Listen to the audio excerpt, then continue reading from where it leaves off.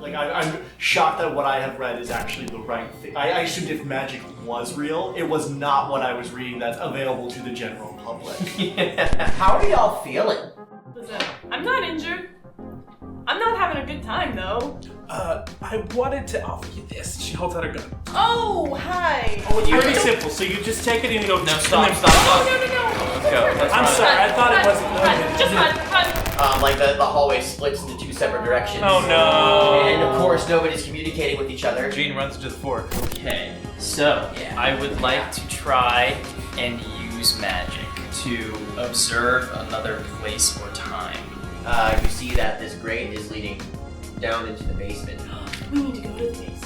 Yes. I'll take out my multi-tool and start working on it. Oh shit! You have a multi-tool. Yeah, I do. It's like a stairwell, kind of, into darkness.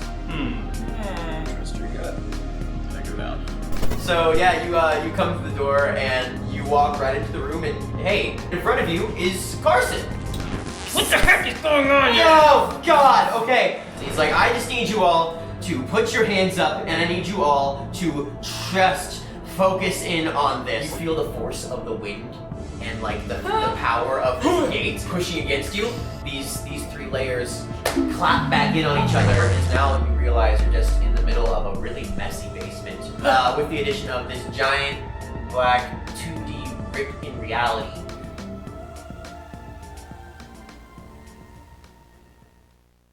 Welcome back, everybody, to another episode of Complex Mystery! It's so mysterious. But Not even just another episode, but potentially our final episode of this whole entire Potentially. arc. Oh, we got I have like 10 more planned that we're gonna do. Oh. That's right, motherfuckers. We're coming down to the wire here. We're gonna get some answers today. My name is Evan Michael Pearce. I am your keeper of monsters and mysteries, and these are my hunters, here to try and figure out what in the world is going on here. I like to introduce my players. Well, I'm not going to introduce them. They're going to introduce themselves. Go on. Go on. Yes. Do it. Give it stuff. You really did get me on that one. Hi, I'm Chris Ceradsky, and I play Nicodemus, the spell slinger. Hi, I'm Grant VanCamp, and I play Sarah Eliza Rowan, the spooky. You know, we are going to film tomorrow. Turn them off. Hi, I'm Jim. I play Gene VanCamp. And this is one last round around the bend with my buddy Gene. Sorry to see him go. I'm so glad he's But I won't watch him walk away. Yeah. So, on that note, my name is Nick, and I'm playing Michelle portfolio. Peters Roth. And I am playing the monstrous. Monstar. Monstar. I know, Yes. Monstar indeed. I'm Victoria Koro. I'm playing Abigail Williams. I have no magic at all. I'm very normal. I'd like to move out. This is my notice. This is my 2 weeks notice. To move out of this godforsaken place. 2 weeks or 2 minutes? Because 2 minutes. Oh man, we're gonna figure out what's going on with all you guys. Don't worry, we're gonna get to the bottom of this. And you know what? While we're getting to the bottom of this, we're gonna be hearing some music playing during this. We're gonna hear some mood music, some thematically appropriate tracks playing in the background to accompany these moments. Yes, and those tracks, in part, and a lot, maybe, are composed by Midnight Syndicate, our musical sponsor! That's right! You know them, you love them. Midnight Syndicate is a duo of incredible musical creators that make gothic symphonic soundtracks that you can use for any of your campaigns. You can use them for like dinner parties. You can use them for just sort of like casually hanging out by yourself. You guys can find the links to all of Midnight. You can go listen to all of Midnight Syndicate's stuff. You can check them out on midnightsyndicate.com, or you can listen to them on Spotify. There's a bunch of cool music on Spotify by them. But also, there's a bunch of cool music by our musical creator, Chris Ceradsky over here. It's me. Emphasis on by. Yes, it is lots of like theme songs you can find there. You can find character tracks.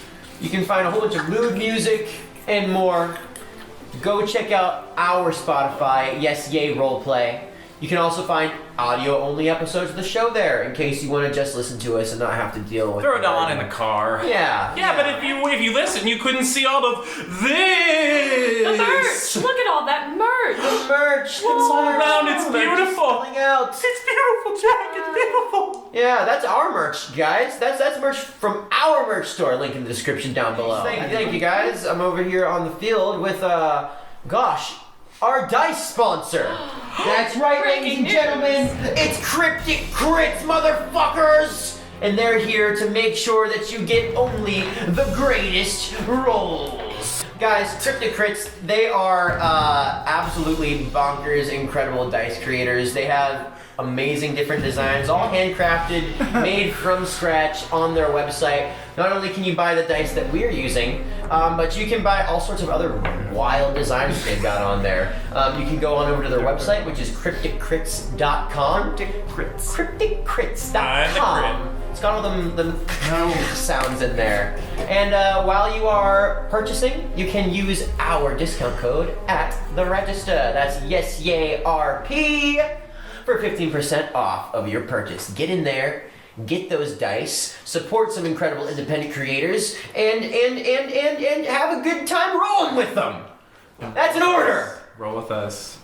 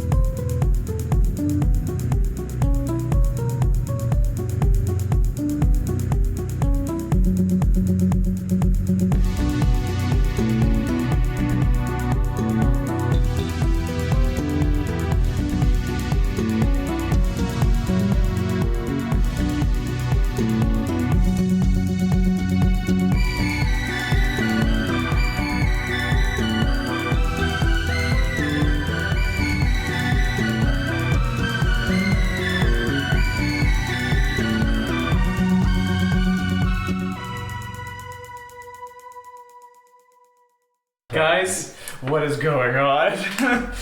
What is going on? Focus up, we got that. The question of the hour actually is so complex. What is going on with this very complex mystery that we have all found ourselves presented with? Let's find out. Y'all are sitting in the basement. That doesn't usually happen. Okay, so What is this hole?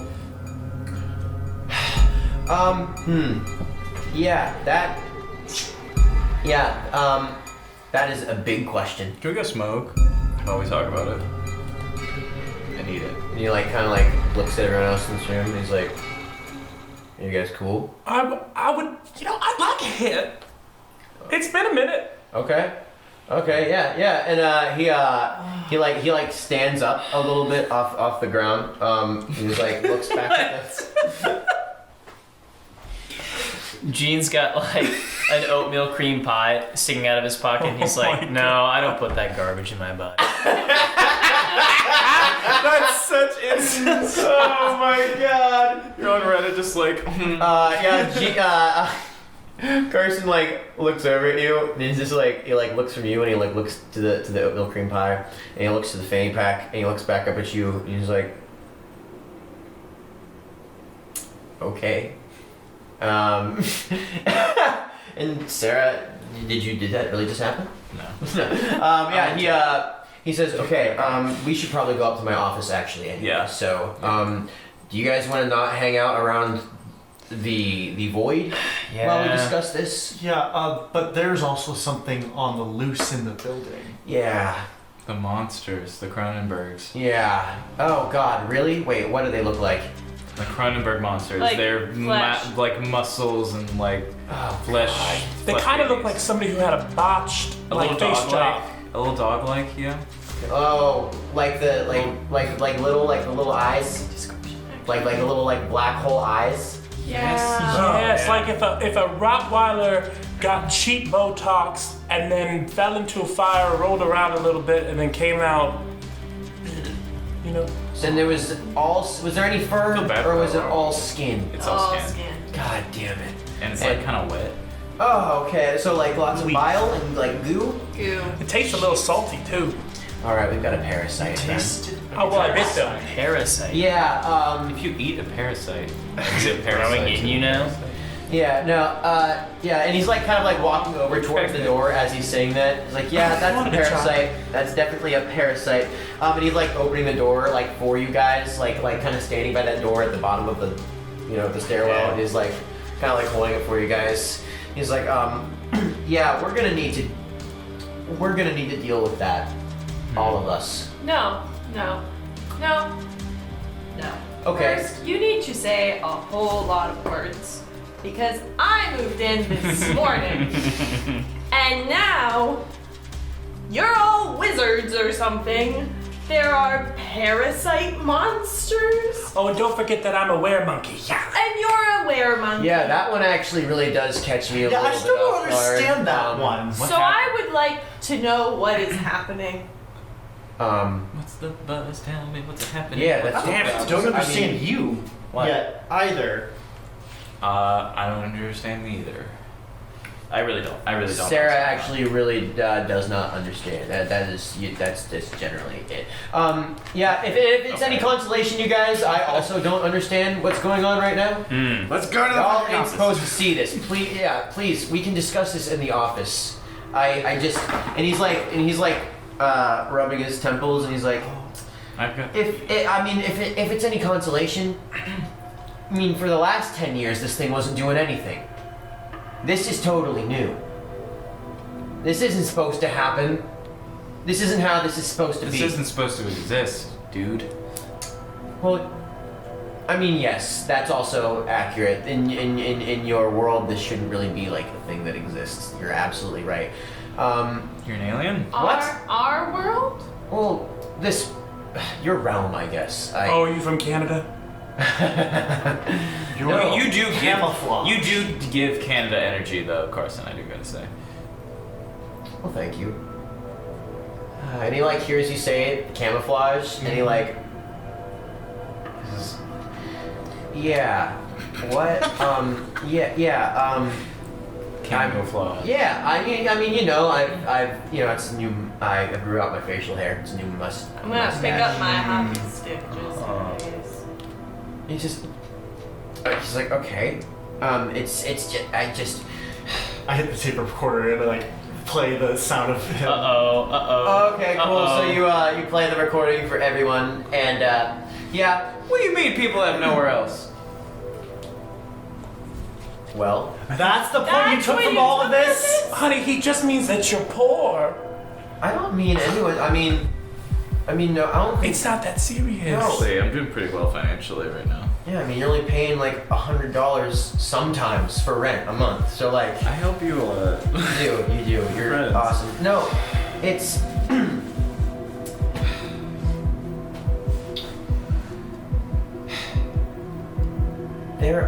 Every resident up there above us right now.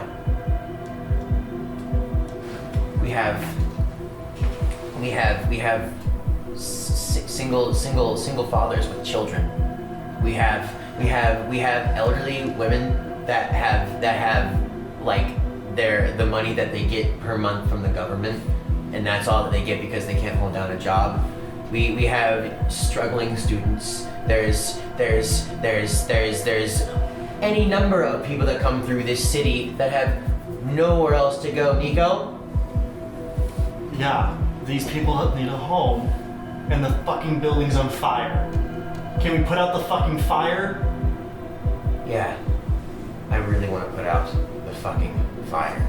Thank Please you. tell me there's not also a literal fire. Just checking. No, there's not an actual literal fire. We have the smoke alarms do actually work, so we're fine there. It's just all these people needed somewhere to go, and this place is just it's here now, and it works, and it has power, and it has energy, electricity, and it's always been safe. This hasn't happened before. It's always been safe, and I thought if I could just use this place to help all the people that are here that need help, that need somewhere to go. I thought that maybe I don't know, I just thought that maybe I would feel better about being stuck here, I guess. And I thought that helping people would help me understand what it's like to be here more. And now, I mean, and he like motions to the rip, and he motions to like his ripped clothes, and he like at all of you, and it, like your wounds and you got fucked up a couple times. You got some weird scarring, and Gene, you look totally fine. It's just like, and I don't think I can keep doing it on my own. And as far as I'm concerned, as far as I know, I don't know why, but I have never ever met a single other person that can see any of this shit. Whenever this is happening. Nobody else that comes through this building is aware of this being down here. And I think that he is like, as he's saying this, he is like kind of like trying to motion you guys into the basement because he doesn't want to spend any more time around this portal either. Yeah, I don't think anyone does. Yeah, and he's like motioning and like kind of like walking backwards up the stairs as he's having this conversation with you guys. He's like walking up the stairs. He's like just like it's getting uncontrollable, I guess. I don't know how to explain it. What it worked as when it was just giving off all this energy, Wi-Fi and electricity. It's trying to blend in with society. So it's just a building, an apartment that functions like any other building. And I thought that would just be helpful. Let's go, let's simplify this. Who are you and where did you come from? And what are you? Do you know where you're from? Yeah. It's just like, I know that you guys dealt with a lot of crazy shit, but I feel like if I put this one out there, you might still not, like, believe me. Oh, no, Yeah, honey. they work with us. Yeah, just... Alright. She's a monkey lady. Yeah, Thank you know, yeah, you are a monkey lady. And you know magic. And you can do magic. And I've known you for a year and a half, and I haven't even picked up on a little bit of magic energy in you, so that's weird. Yeah, weirdo. And you can... Give that. I felt you doing magic out there too, Gene, and you... Okay, you're doing some magic that you shouldn't technically be doing. Okay. We Right, don't yeah. know why. For the most part, you explain first. Yeah. I get it though. And I have to say, Elizabeth, I think that even though you don't have magic... No, I'm talking to... Elizabeth. Even though you don't have any magic, the way you use your hockey sticks, magical. It is great. Yeah, and Thank you help... you, it's Abigail. Where's Abigail? I don't see an Abigail. He's like kind of like rubbing the sides of his temples a little bit. It's funny how you don't know. Abigail Williams, like, And he says, okay. And he's like, you guys have like had a little bit of this conversation walking down the hallway towards the office, which as you get to the top of the stairs, basement, the hall with all your rooms down it, the corner, the office. One straight path. All the way around. okay. He's like he's like walking through the hall with you guys, and I think he kind of like shushes down a little bit as you guys are walking through the hall because there's like you see this kind of scraggly haired sort of like dude in his mid-20s with like this beanie hat on. He's like standing and leaning against his door, and he's like vaping in the hallway. Whoa. Like Oh, I know who that is. I know who that is. Hold on. Rohan. yeah. Oh yeah. He notes you coming over. We're gonna and get popcorn lung if you keep doing that. he's like ripped a fat cloud, so he's like. It's like exhales. He's like, oh God. Listen, it's the only thing that's getting me through the day right now. Okay. It's the only thing that's getting me through this. I've got to stare at a computer for another like 12 hours if I'm gonna fix this website before my deadline, and those guys have massively fucked it.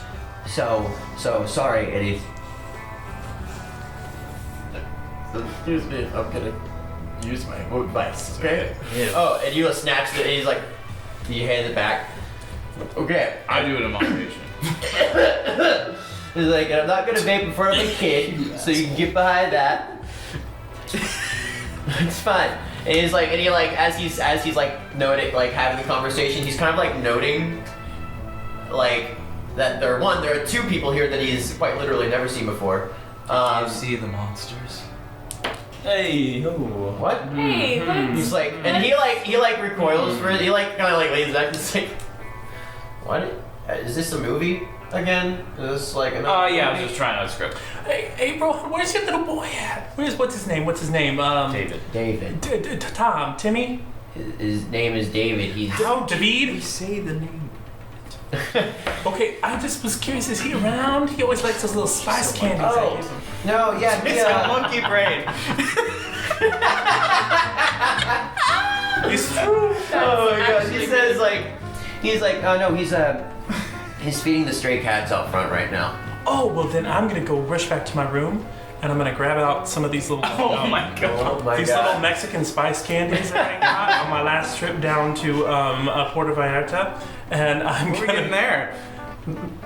look. I love the gays, and the gays know how to throw some parties, and so I may have just followed a few power bottoms down one time down to the Puerto Vallarta, and I didn't know what they were doing. They were getting, I'm sure, railed for days, but I just was so excited about the culture, and so I grabbed some of these candies and I just started giving them to this boy, and I just want to go make sure he's got something sweet to have. You gave him the candies. I think from the crazy from gay the sex crazy party power you're at. bottom sex party in Mexico. Well, I wasn't at that party. I was at downtown where the normal people are. Rohan says, don't give my kid your weird Don't talk to sex my kid. candy. It's not sex candy. It's just candy. Well, next time you tell the story about how you got the candy, you could not say, I got all this candy from a fun sex resort and give it to your kid. Well, I wasn't at the sex resort. I was just near the sex resort. So the sex resort didn't have to come up. So he shakes his head and he says, don't give my kid your weird candy. And he turns and he goes into his apartment complex. He And closes it. He like, and you like see as he's going, he like gives like a little like half wave as he like kind of like sulks back into his room to putz around on his computer for another 24 hours. Well, anybody else want candy? No. I go to Take it later. I imagine you guys eventually you make your way all the way down the hall into the office. And Carson, well, first notices that his desk has been ripped open. He said to get the key. He's like, Oh no, the monster's gone to your weed. That's crazy. Fuck, man. yeah. He's like, damn it. Dude. I had like a whole nother joint in here. What happened? That's damn it. And he goes over to the corner. He like pulls out another bag of like these more stems, and he's like pulls out. And he's like, here, you grind it. You're better at it. And he's like really sticky. Yeah. Lots of seeds crushing up in there. It's not good weed, you guys. I And he use says, magic on. No, I'm kidding. can't magically grow better junk, unfortunately.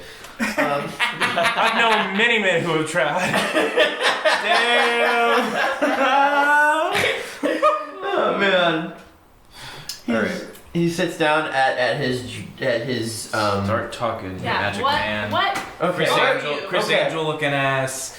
And he says he takes a deep breath. Oh, that was low. Okay. I can. Okay, fine. So, I am from. This is gonna sound. So I come from this. I was born in a place called Thornseer. Bro, Fuck you. Actually tilted. I tilted. I didn't care This is anymore. great. I didn't care anymore. Awesome.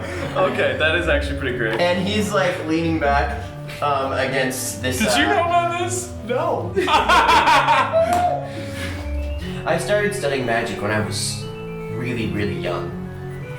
Like, really young.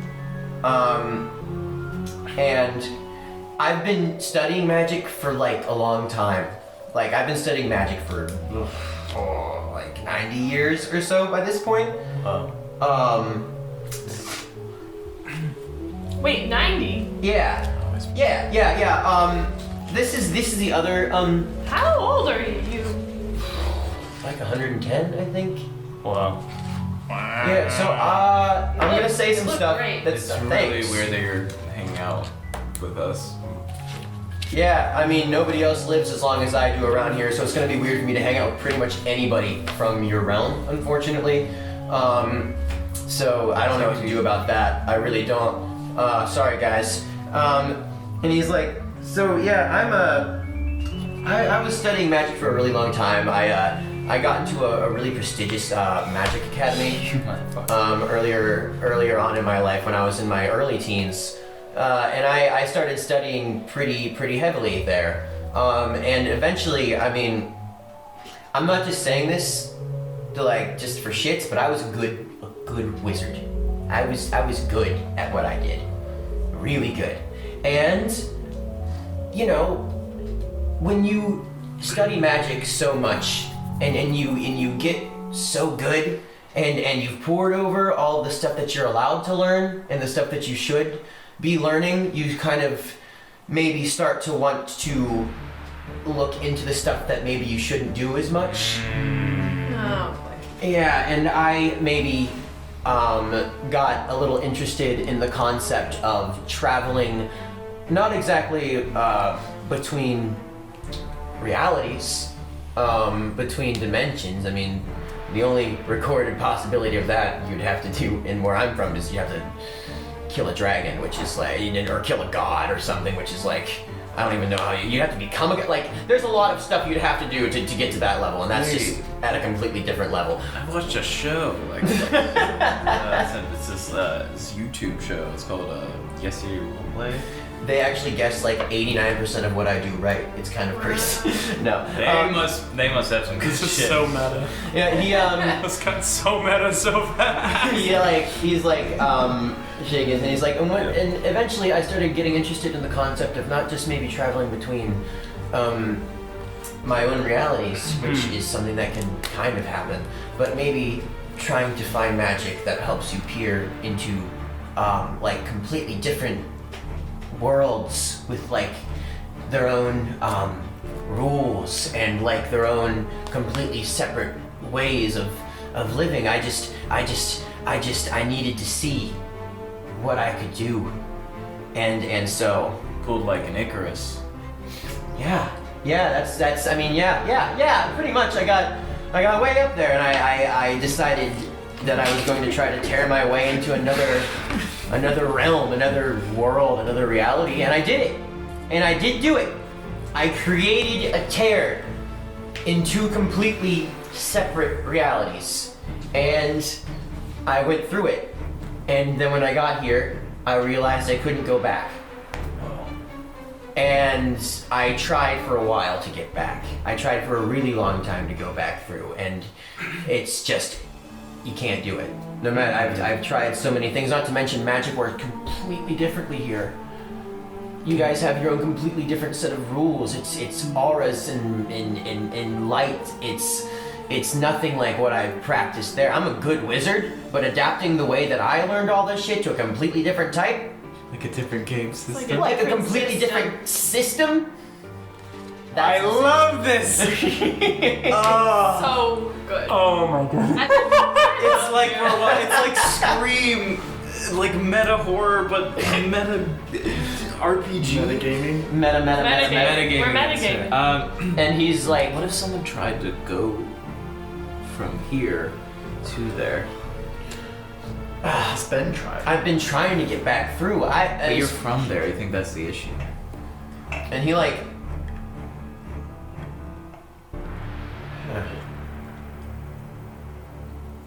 And he like takes a big drag. I mean, is that where the monsters are from too? From Thornseer?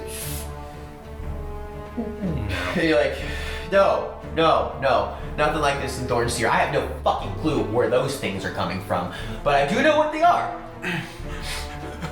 You know what these things now I think of, since we're talking about going in between dimensions? Have you seen the episode of Rick and Morty where that ball sack time alien comes out? And it's Yeah. Oh like- yeah. You know what I'm talking about? Oh my Sorry. No, that's yeah. He says those things aren't from here. I don't know what realm they came from, but they're not from this one. And whatever it is about them, they are an active threat to everyone here. Whoa. So you might not be the only one tearing through realms? Oh god. Oh god. So, like, does it work in, like, so there's a bookshelf, and then, like, Is there's it a different cycle? layers, but then it's like No. a cycle, and then you go to No. a different bookshelf. You know- and there's more. A lot of scholars have tried to describe the way that time works, and it's kind of like conflicting in the way that it's been described pretty often. No one's got a really fully clear grasp on it. It kind of feels like the gods created it and just threw it together and expected us to kind of make sense out of it all. You know what I mean? It's gods are real? oh, there's plenty of them too, and they have their own temperaments, and they decide they change themselves up all the time. But not really. See, that's my realm though. You guys have a completely different set of rules. You're like. Right. It's like you believe in like one god kind of, but then a bunch not of people don't everybody. believe in one god. Yeah, Yeah, it's different. You guys are in a lot of turmoil over that. We just kind of believe in a bunch of different gods. So, are we trying to send you back to your place, or are we trying to And he says fix these monstrosities? nothing can go back through once it comes out. Okay. It can't happen. As far as I know, nothing that comes out of that thing can go in. And as far as I've known, the only thing that's come out of that is me.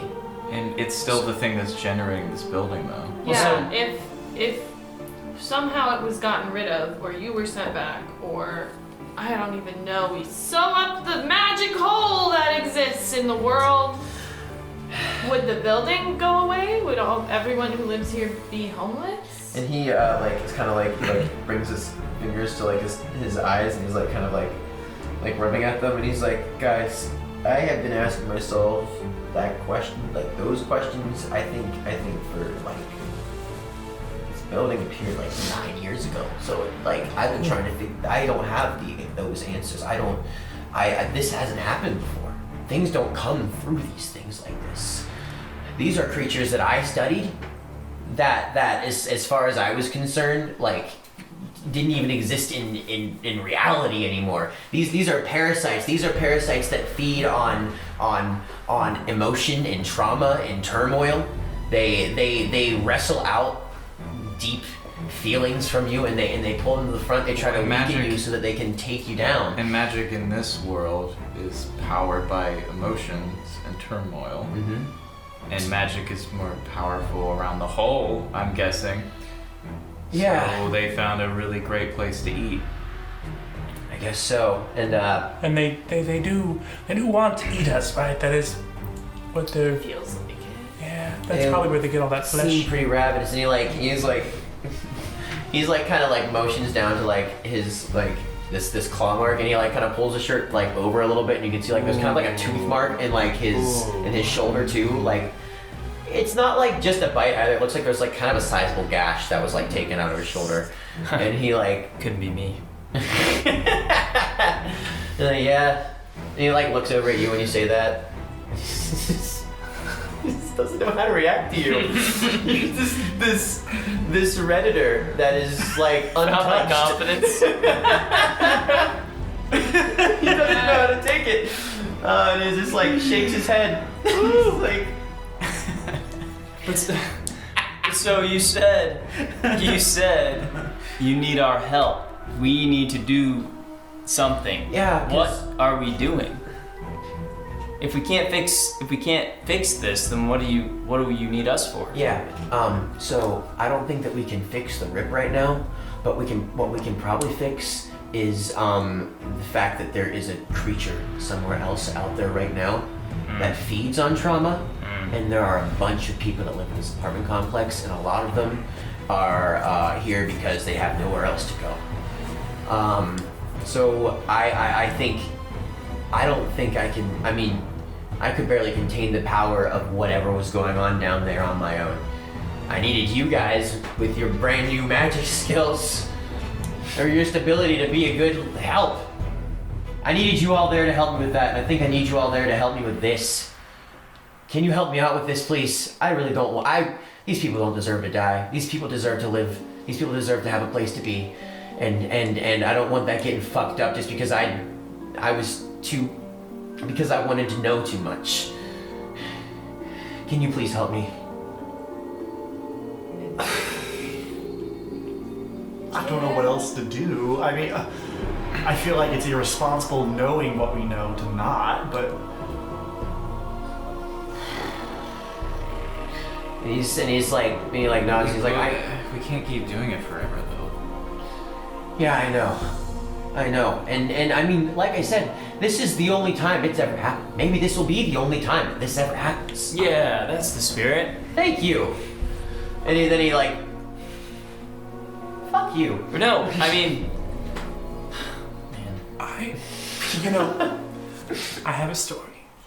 That's right, right. One time, I was in a small regional tour of a children's show, and there was only me and a few other actors in our little band of vagabond performers, and our director was very stressed out, put a lot on his shoulders. He put all the costuming, all the tech, all the scripts, everything on himself, and he drove himself crazy. But he did it because he wanted us to have jobs, because if he didn't do it, where else would we go? And we all banded together and we said, we're gonna help you. And so we all started lifting our loads. And we was, doing better. And I want to help you because I like these people and I like this building, and how else am I going to continue to do voice lessons and dance lessons and Yeah, it's a lot easier to do it when you're Died all of This inside has after turned that. into God of War meets Jujutsu Kaisen meets the prom. Oh my god. And he like. Does that mean you're gonna help me? I think we're now our own little band of actors here. I am not. No, I'm not an actor. Listen, no. listen, We just have guys, to act like we're protecting people and we'll do it. I'm not asking you guys to band together as like some sort of world-ending group of like crusaders. I'm not asking you to go to an adventurers guild and sign up for some sort of quest. I'm not asking you to do anything. Yeah, shut up. All I'm asking from you guys is to just help me help these people. Help me help them for just this moment, and then if you wanna like sort of put that down, and you just don't want to ever be here again, if you want to leave, if you want to do whatever it is you want to do, that is fine. I can't do this on my own, and I really don't want these people to die. That's I will say, I'll take the first leap. You have my monkey paws. Carson, I will do it. Thank you, Sarah. I appreciate that. I'm sorry that I gave you shit about paying more rent this month. You can just like not pay your rent like for the next like 5 or 6 or 7 or like I don't care. We help these people. It's like I just want to get these. Yeah. When he's like he like shakes his head. He's like fine, whatever. All right. And he also says, "I'm really sorry that this shirt ripped. I really like. I can. It was really really nice, and I'm really sorry that it got ripped." Listen, how about I have a better alternative. I don't know if this is gonna work, but I can at least try it. I could call in a favor to someone.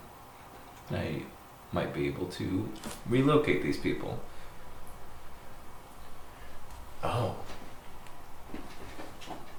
And he leans in, he's like, you think your mom would help us? I don't know. I don't know what she thinks of me. And he takes a breath, and he thinks about that, because he knows what that means. He's like, I sent her a postcard. what? And he's taken aback by that too. It's like he just learned two crazy bombs. It's like you're watching this guy react to two big bombs. It looks like you don't know what those mean, but you can see that It's Evan Oppenheimer. Yeah, he's really he's just opping his last timer here. He's off in his last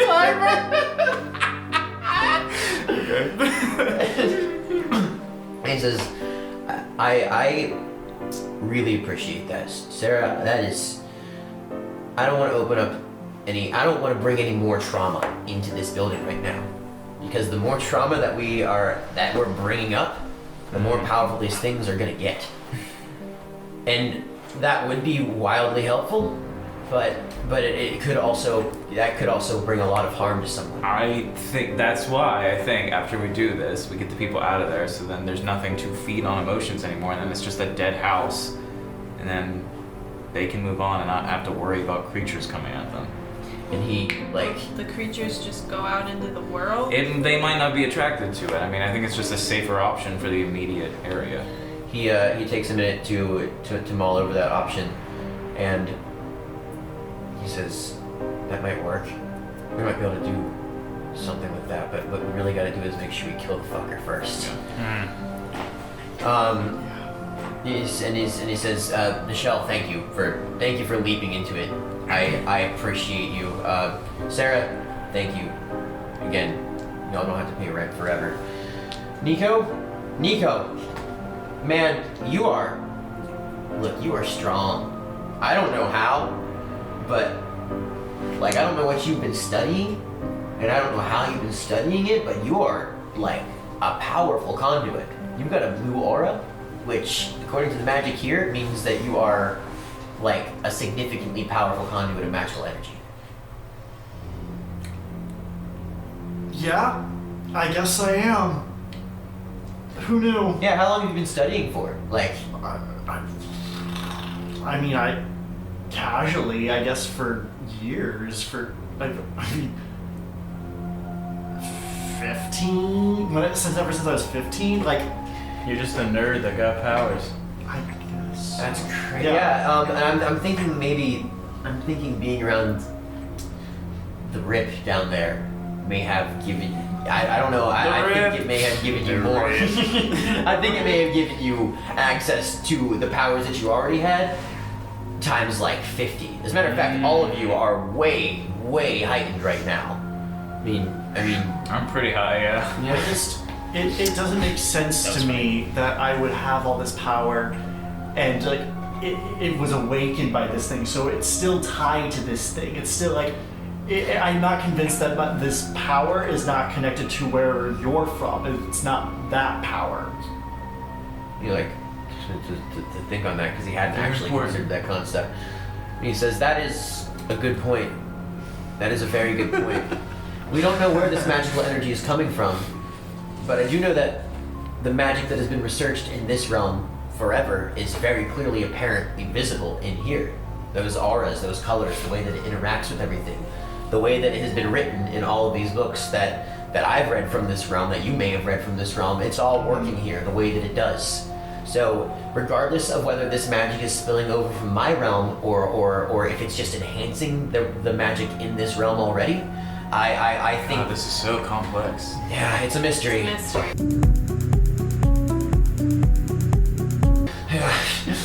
says, whether it's one or the other, I think what really matters more is just making sure that we keep it contained, you know? When do we need to do this? Sooner rather than later? What do we do? We maybe should make a plan. Here's the thing with the parasites, is that they grow more powerful the more people that they can feed off of. They start out as tiny, creatures, Little guys. little guys, little weird like dog things, and the more energy they get, the They are stronger. not tiny Like the dog anymore. alien from They are. Alien 2. They're not. They're not tiny anymore. What do they look like now? They're huge. Our size. Oh shit. They're Are they- bigger than us. Yeah, Yeah, it was yeah. way bigger than me, but I shot it. In your terms, Yeah. a large-sized creature. Oh, It's like Thanks. 2 by 2 on the I don't know grid. how you knew that, but thank you. That really puts it into perspective for Do me. you see like that on that the ground? big. There's just a constant grid. Yeah. like you know how big you get as like a monkey. Well, like this big. Jesus. Okay. Didn't Um, know. I don't like the So like that, yeah. It's like bones snapping into place and things like that. And then she comes back. No. They all force back in, yeah. That one tickled. Like the transformation in American Werewolf in London sped up 50 times. Oh. Yeah. And he's like, so this thing has grown. This thing has grown already. It's not. It's oh shit. And he goes over to his desk, and he like jumps back. He like powers up his like powers on his old desktop. Yeah. And he like clicks around on a couple of different files until he like pulls up this one like really We should get you shittily like Adele, dude. Like, is like, I don't need anything newer than this. This gets me exactly what I need. It's just documents. And he's like scrolling through. He's like, you guys just keep complicating it more and more. Like different, like it's smaller and it's got like less of a port. Or you something. came from a magic world. Yeah, and my magic was as complicated as a fucking USB cord. What the hell is that? And he's like scrolling down. He has a point.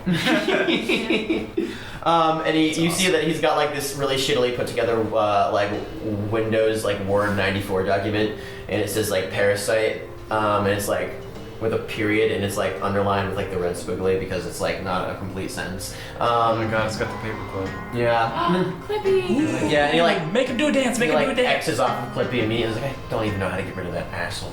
Oh, And- no one can. He's dead now. He's an extra-dimensional being. Yeah.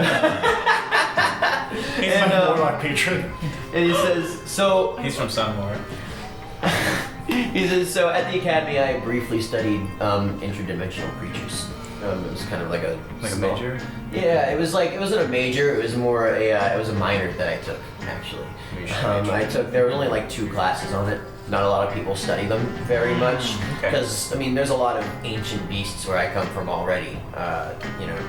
Like giant, like giant like fish and like I guess we call it like a giant like a giant shark. Like there's it's weird how much imagery is similar from your world and our world, but it's completely different at the same time. I keep getting ahead of myself.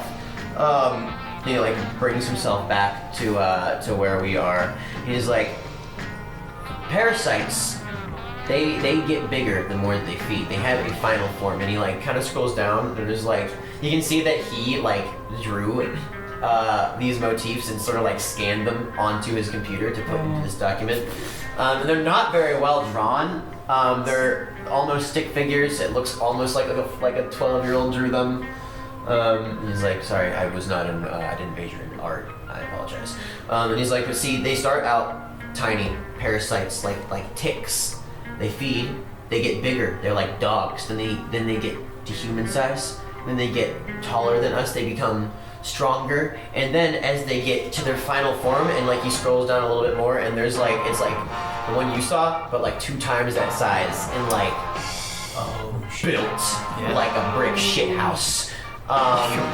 And just like just got like just hard up and like vicious. Hard up and vicious. And he says, so that's what it's working its way towards.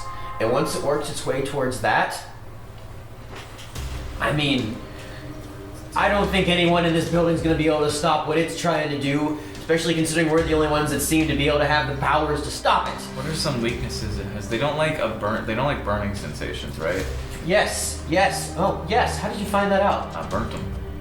And he's like, yeah, of course you did. That's yeah. They hate what it really is. It's burning. It is light. It is Nice. yeah. They don't like getting burned. They don't get like getting touched by like concentrated blasts, anything like that. They try to avoid things like windows in sunlight. They often exist in darkness. The realm that they come from is made of like pure pitch, inky, dark blackness, like almost entirely. they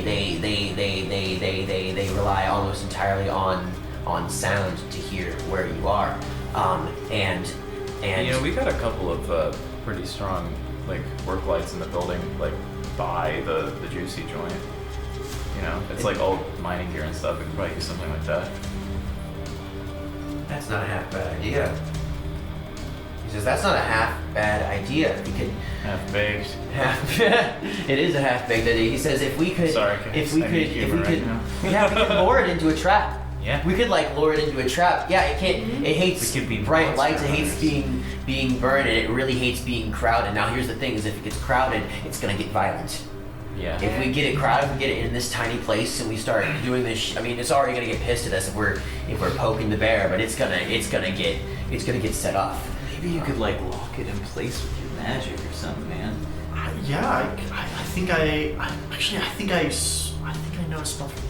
Yeah, he's like, no, wait, that's actually not a half bad idea. If we can flood it with light and weaken it to a point where it is super vulnerable, maybe we can take it down. Maybe we can get it down to size enough to take it out. Is there a place we could use in the building that, because if we could also use fire, right? That would be really helpful. But is there a place in the building that would be safe if we burn something? Or do we just want to rely on light? What about the roof? Will they go outside? Well, I mean, if we're trying to trap it, we'll just be careful, but at least we don't risk anybody getting hurt inside of the building. And we can do it at nighttime.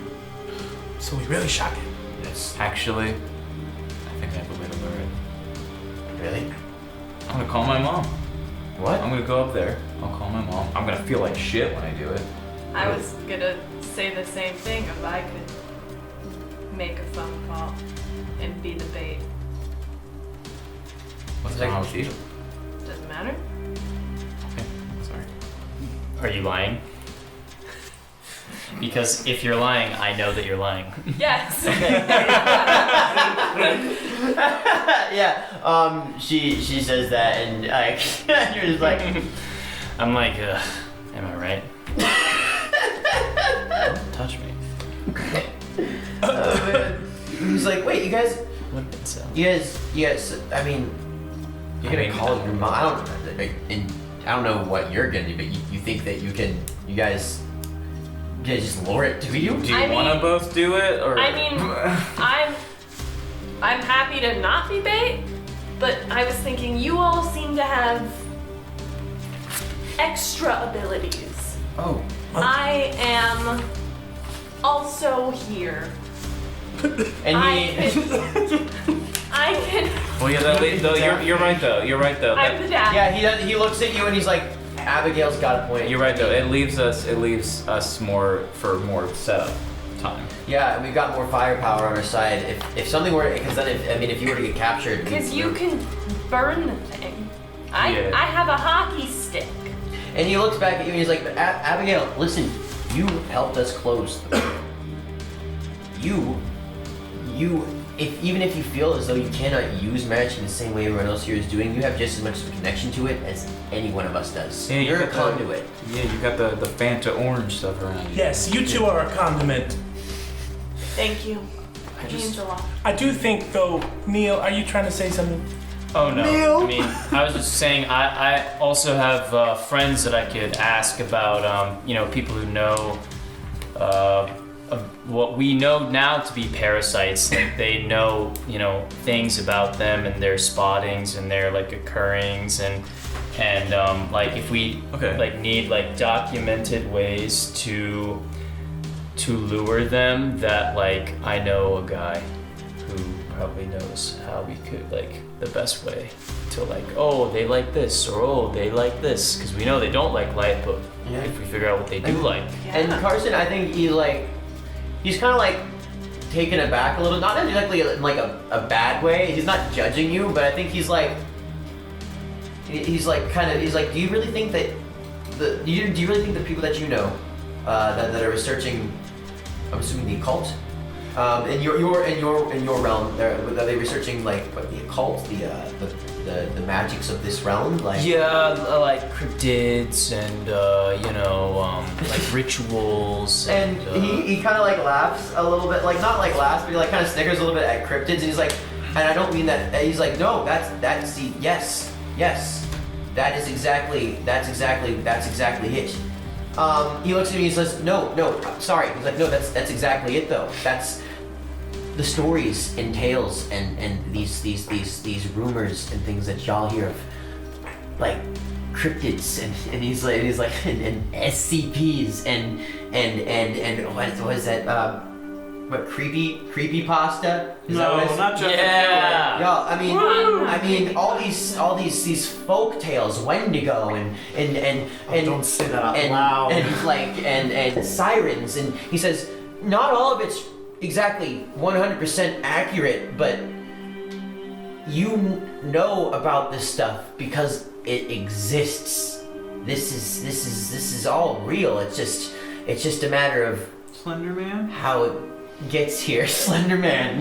He's like, it's really just a matter of how the energies come together, how it interacts with the overall mind state of the place that the power is coming from. Whatever it's interacting with comes here. So all the things that these parasites, these cryptids that your friends study, they could all have information that we need. I think that's an incredible idea. You know some people, get them on it. Yeah. You know some lights you can get for us. Grab them. I think that's a great idea. Yeah. And he's like pouring, like he like rubs his temples and. Would anyone want some juice? At the diner, we have those heat lamps to keep the food warm before it's served. Oh shit! Yeah. And Carson's like, yes. Yeah, we can place it around there. I have an old spotlight from 1975 that will just absolutely burn your hair off if you stand right in front of it. Ghost light. Okay. That's terrible, and that's a genius. That's Yeah, that's Genius. great. Those are. I'll go to the studio. So we're planning on burning it Burning in the building. in the On the building. roof. On the roof. On the roof. Okay, but like fire spreads. Well, but we're using light and heat, not Okay. flame, right? Yeah. Are we?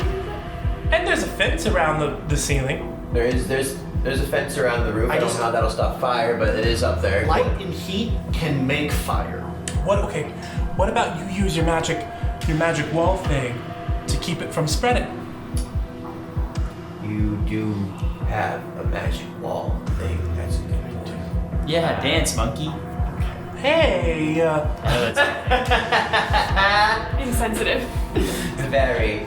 I like to prefer the term choreographer. And he's like, I mean, yeah, you can keep it contained within your force field. I mean, we could not only contain the fire, but maybe we can even snuff it out after it's dealt with. All right. So I'm containing fire, or the monster though. The multiple things I will be doing. If it were to catch up, if we're using the Right. light, you know, like that's just a worst. In a worst case scenario, if you get a crazy raging fire spread, at least we've got an idea for a contingency plan if that happens. I mean, does this weird, not real building have fire extinguishers? And he like actually like stands up when you say that, and he like kind of like walks out into the hallway, and you see him like peer down one side, It should. you see him peer to the other, and he goes, oh! And he like kind of walks over towards the entrance of the building, and you hear him like pull, and he like walks back over, and there's one of those white like fire extinguishers. He's Great. like, yeah. Great. Does it work? It's full. Let's just gather up all the fire extinguishers, just in case. And that being I said, like that. That's a good idea. if the building does burn down, a home is about the people that live inside it, not the building. I don't want to burn down the people inside of it. Yeah. So that's what I'm saying is they can Can we just. not do that? What I'm saying is. and You like actually, to set fire to the place. Yeah, at the it's funny because at the mention of burning down the building, you feel that slight twinge. Oh, this is not good for you. I'm so sorry. No, it's not. Have you burned down a building? What'd you do? It's not important. Oh, I think it is. I almost Right. feel like in another world we only have about an hour left to discuss whatever it might be.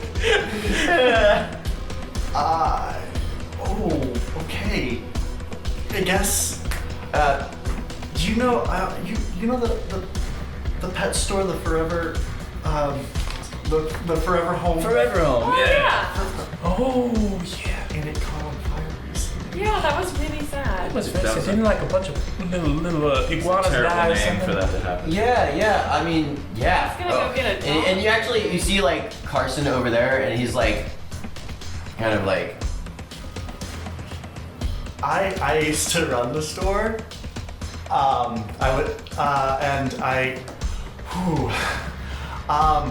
had just gotten a crystal ball, and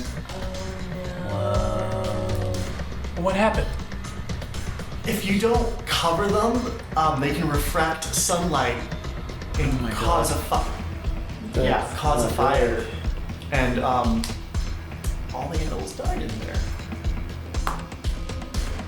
I wasn't there when it happened. I had just stupidly left it unattended and uncovered it. And it's like, as you're talking about it, you can like, it's like, for a split second, it's like, and you don't know if this is just trauma or if this is just the building reacting to you, but you almost like, you have like those quick flashes and you can see, and it's like, it's the same setup with like the dog from earlier sitting in the middle of the circle of flame, but it's like every time you get a flash, you see like a different one of the animals like sitting there. Not on fire, just sitting in the middle of this ring of flame, and kind of flickering. And as that happens, you do actually hear very quiet, and very, very, very far off. You some shouldn't have shared any trauma. skittering.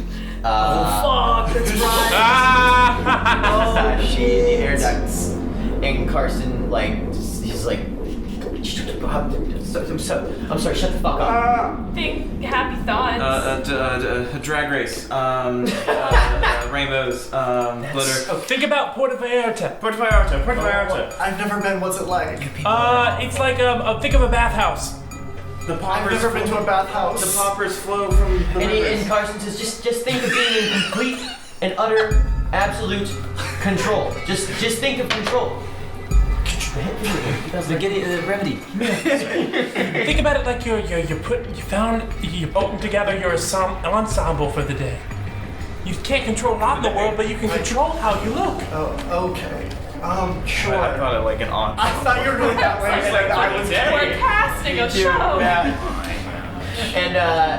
And you sort of like get assaulted by all these different suggestions all at once, and it kind of like dispels, like it like overwhelms you so much that like those that like you can't focus on those images anymore, and they kind of like fade away from your mind, and like that skittering that you were starting to hear just kind of like, it's like it loses its scent almost That's good to know too. as it skitters off. So we can confuse it. Yeah. Okay. And Carson's like, okay, I think we're good. So the plan is, we go to the top of the building, you do the bait, we set up the stuff beforehand with the lights, and basically when it gets up there to get you, we turn it all on, Yeah, don't let me die. have it all pointed at it, and then we just go ham on it. You try to trap the fire within one place. And fire extinguishers. you go monkey. Yes. Abigail and I will collect all the fire extinguishers up. Yeah. If you want to go, you learn more get- about them. Mhm. Yeah. Actually, no. Abigail, why don't you go get the heat lamps from your place of business? Try to sneak those out. You can get I don't know if you're gonna sneak them out or snatch them up and go. But if you want to go get the big lamps from your place of business too, Absolutely. over at the joint. Yeah, Cool. that'll be fine. They need me. One more question. So how do we know that we're not going to get attacked while setting it up? Just nobody think about anything But bad. it still exists, right? Like it could still see us. It's definitely still out there. Don't give it anything to feed on. And it specifically feeds on the trauma. Yeah. So if we don't think about the trauma, we're good. Do you guys have like headphones of any kind? Like earbuds? Yeah. I listen to music to calm myself down. Maybe that could help. Or an audiobook, if you're into that. Or a podcast. I mean, I know some really good podcasts. Yeah, there's this Roleplay podcast that was talking about earlier. Yeah. I actually listened to the first episode of that space thing that they did. That was actually pretty solid. Yeah. Yeah. Would you say it's your favorite one? It's all right. Yeah. Yeah. And he says, he says, just try to keep your mind, just try to focus on what we're doing, not on why we're doing it. Okay. Yeah, Okay. try to stay in the exact moment and not think about the Useful. ramifications for now. I like that movie. You guys can go get your lamps. Absolutely. Jean, can you help me collect up fire extinguishers? No, Jean was gonna research. Oh, yeah, sorry, Jean. But I have Discord on my phone. It's Great. fine. You can do it while you're doing Sure, it. yeah, Jean and Nichelle, why don't you guys help me collect up these extinguishers? And then, man, Nico. Oh, spotlight. I'm gonna get the spotlight. Oh, shoot, you're right, Nico. You come get the extinguishers with me. You go get your spotlight. You go to your studio and get your spotlight. You go to your place of business and get your lights. You go get your lights. Jean and Nico, why don't we all sort of like collect up some fire extinguishers around here just in case the shit goes tits up, okay? Great. Tits. And she's gonna start sashaying. Yeah. Sashaying Sashay. over. Okay, away. and as you all sort of like cobble together this slapdash plan to hopefully stop anyone from getting affected in the way that y'all have been affected tonight, you sort of there's a sense of a lot. There's this fear that is driving all of you. There's this exhaustion, confusion, anger. I need But a shower so bad. oh god, you feel like you've been walking around. It feels like you've been going around for like a week, even though it's only been a few hours. But there's also this weird sense of like you feel like this sense of like camaraderie almost, like in the sense that you all feel like you are exactly connected right here, right now. Almost like there is like a thread that is connecting all of you, and you feel like you're all moving in sync. Like you feel like this is a machine that is starting to work properly. We can do this. Yeah, right. You're getting that sense of like, okay, maybe we can do something about this. Michelle's gonna, like, she's sashaying up the stairs and she goes, wait, there's something I've always wanted to do. She goes back down and she goes, Okay. And Carson eventually does go in on it too. Oh, God. Oh, no. Okay. what's the name of this place again? Thoroughfare Commons. All right, Thoroughfare Commons on 3. 1, 2, 3. Thoroughfare! Commons. And on that, like this sort of, you've created the Thoroughfare Commons group of crusaders has sort of officially decided that they have a plan and they're going to enact it, and they're going to stop this creature from hurting anyone else. The flesh baby. The flesh baby will harm no more. And we're gonna take a little bit of a break there. Yeah! What did you just say? You say the flesh baby will harm no more. I would like to welcome you all to Little Grove. A small recess in the earth, only half an acre in size, but from the perspective of the small folk, it is a mystical land of rolling hills, dense thickets, and deific, massive trees that shelter and feed the settlers that reside. This sickness or ailment or mental disease of some sort has taken over some mice in Little Grove, turning them into feral beasts, and they even will bite and claw at their loved ones. I'll poke him back. You want to attack him? Yeah, I'm gonna run forward. My For the pipsqueakers!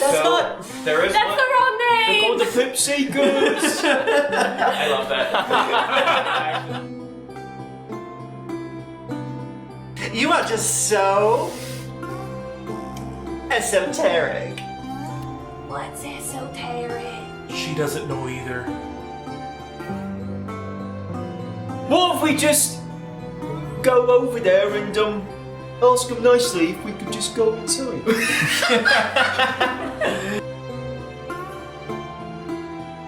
It's an uneasy world to live in when you're, the smallest and weakest animal around, but you do have community in your fellow mice. And no matter what, push for a brighter tomorrow, even if you don't get to see it.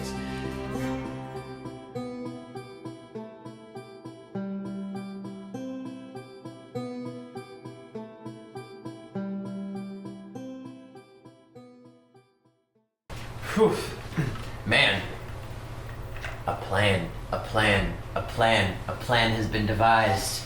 A rudimentary plan, but a plan nonetheless. prepared. And it is going to be enacted, and I'd like to sort of like see everyone do their part in this. So I'd like to sort of like go to each of us and sort of get an idea of what we're doing to try and acquire this. Abigail, you want to get some heat lamps from your place of business. Yeah, I don't know how I'm gonna get those. Yeah. Let's see how that happens. After you did no call, no show your shit. You did I don't not even know know. shit. I don't know how much time has passed. That's a good point. Whenever you once you guys sort of like At made least I'm in uniform. yeah, you guys made the Same. decision to make this plan, and you did your break, like your go team moments. You sort of you went out and you went up to the streets, and it is the sunlight is streaming in. It is around probably around like 4:30 p.m. Yeah, I know. Called no showed on accident. For sure, yeah. And so what are you doing now then? You've sort of like you've gone up. You're out of the basement. You're out of the office. You've got this idea. You know the time. What are you gonna do to secure this equipment? I'm just gonna walk on over. Okay, yeah. Okay, you walk across the street over towards Dean's on the other side. Annie might be working. Annie is working. I love that girl. Yes. You see Annie working, and she's got a big smile on her face. And she's like pouring a customer, Mr. Argyle sweater, a little bit more coffee. Argyle sweater. Argyle sweater, just like giving him some coffee over there. Does he have a juice? Does he have an apple juice with him? Yeah. There is a juicy joint cup, sort of like most of the way empty, sitting on the counter. And it is the worst. And she looks and sees you, and she like gives you like a big exaggerated like pout, and then she laughs and she like comes to the door, and he bursts through and he's like, "Well, look who finally decided to show up for work today." And she like gives a big laugh, and she's like, "Yeah, I totally don't mind covering your shift. By the way, this is what friends do." Thank you. I had to deal with an emergency. Oh, yeah. Like was it like kind of like a I gotta sleep kind of emergency, or was it kind of like No. shopping? Listen, I'm not saying nothing. I mean, I've had emergencies like that before too. I do shopping emergencies. I do like. I don't really feel like That's us coming in. before I want to filming. watch some TV, sort of like Literally. I've done it a million times before. Like it's chill. I assure you it was none of those. However, it did. I have a friend who has a farm, and they like have these baby chicks, and you have to keep them warm. And we don't have any way to keep them warm because all of their equipment like died. I don't know, it got struck by lightning or something. I don't know how farming works. Struck by lightning? I know, and those baby chicks, they need to stay warm. So I've been trying to figure it out all day, and I'm so sorry I didn't call. I lost track of time. But do you end up think with I the could forever borrow the heat lamps? Just for like today. I'll bring them back tomorrow. Oh man, that was tasty. Man, yeah. So I would love you to roll to manipulate some. Oh, That was a great no. live. That was That amazing. That was really good. Eat it with a spoon. That was delicious. Let's see if it worked. Scoop up all that. It's not lying, kids. It's improv.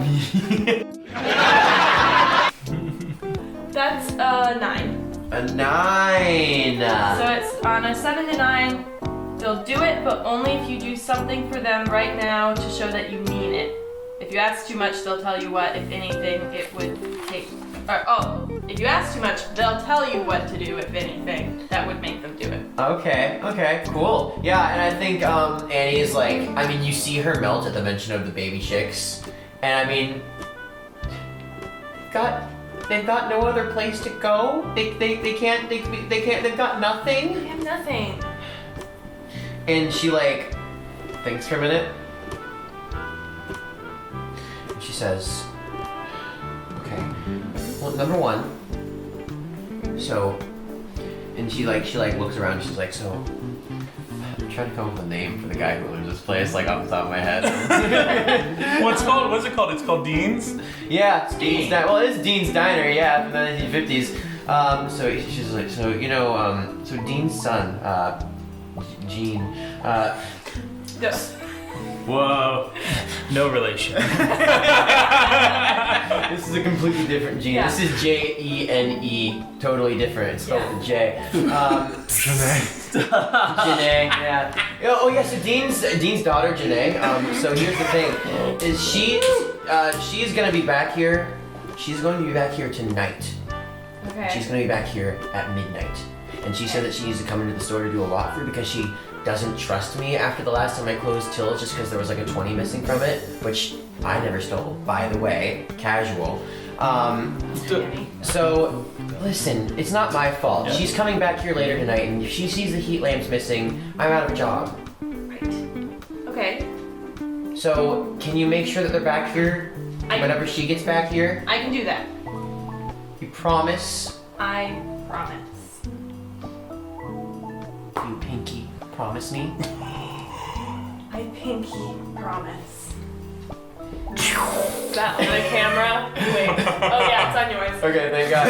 And an orange aura emanates off the both of you as you make this meeting. Hat sealed by Asmodeus. And I need you to write your name down in this book. You got Azazel's award now.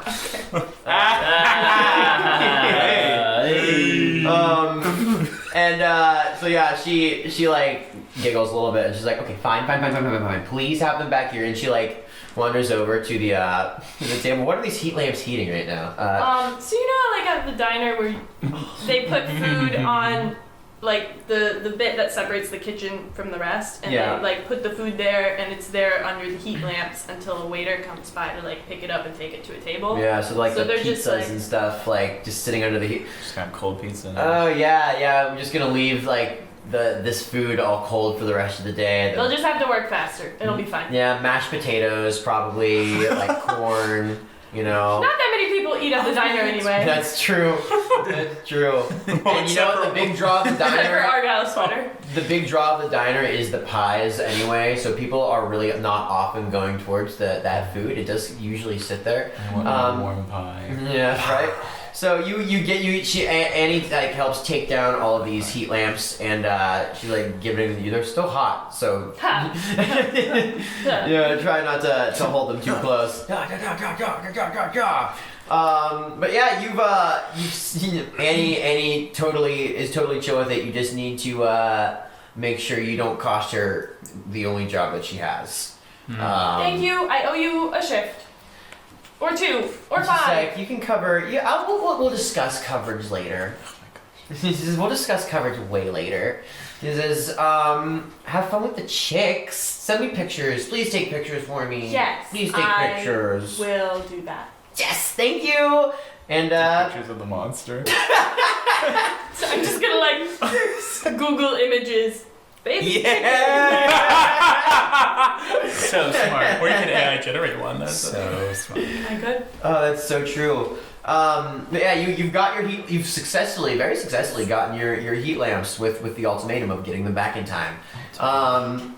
And Sarah, how about your excursion to get some lamps? What's that look like? I walk into work with the dried blood tears down my eyes, a super messed up juicy joint shirt. My visor is barely on. There's a knife wound in my leg. And I go, And it's not. Luckily, it's not still Braden at the shift. Aw, damn. thank God. Thank God. I would have killed him. It's your manager. Oh. It's Mr. Jones, the guy who owns the juice joint. And he takes his look at you and he goes, Sarah, what happened to you? And he lifts up the partition, and it's this it's an older gentleman, middle age. I'm assuming he's probably like 50 to 58, somewhere in that general area. he comes over to you and he's like, oh, are you okay? And he's like, Lunch rush was crazy. like checking out your leg. Oh, he takes the sort of like bandage cloth off your leg and sees that you've got like this weird wound. And he's like, jeez. Probably need some Neosporin. Yeah, he calls out to one of the people working on shift. He's like, Ashley, can you get the first aid kit? He's like, why don't you sit down over the corner? I'll get you your favorite. And it's obviously your favorite, which is like mango. It's just a Diet Coke. It's a Diet Coke. It's your favorite, of course. And he it looks like he's walking over towards like the giant crazy juice machine to like make you something, and he reaches behind the counter and pulls out a can of Diet Coke. And he brings it over to you just as this sort of small little blonde girl brings over this first aid kit and hands it to the manager, and she looks at you and she's like, How's classes? it's too many. That I know what that's like. And she walks away. She gives you half a conversation. I'm gonna check my phone. Yeah, and Mr. Jones is starting to bandage you up a little bit on the leg. He's like, he's like, this is not the first time that you've come in with an injury. You know why does this keep happening? I don't know. I think life just keeps pushing me down. Jeez. So you know what? I'm still here. He's like, I'll say. And that old lady, I swear to God, I'm gonna box her someday. She keeps looking at me. Oh God. No, don't fight the customers, please. They don't deserve anything. And he takes a moment. He's like, are you okay? Are you all right? No, I'm not alright. Oh. I'm really not doing well at all. It's not okay. Oh God. And he's taken back a little bit by this sort of shifting sort of scale of super emotional to non emotional at all that you're kind of going out on. And is there anything I can do to help? You don't have to come in for your shift. I can get your shift covered for tonight. You know what would really help? If I could use those work lights that you used when you painted the building.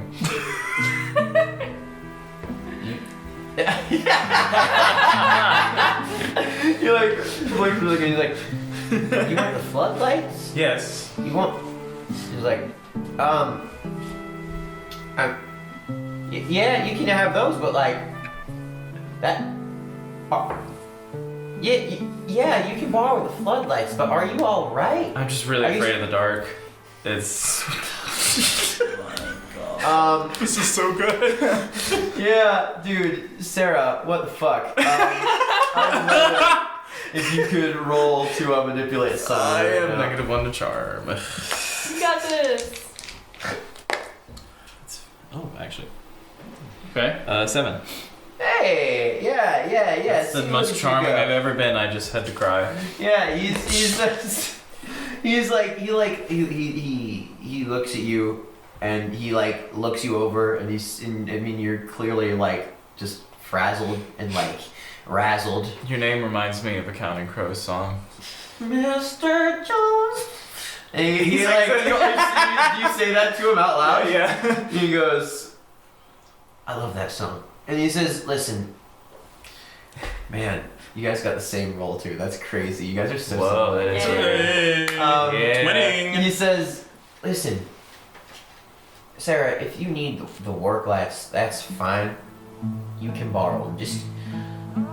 I want you to take off tonight and maybe even why don't you take off tomorrow too? Just take a couple days off and just take a breather, okay?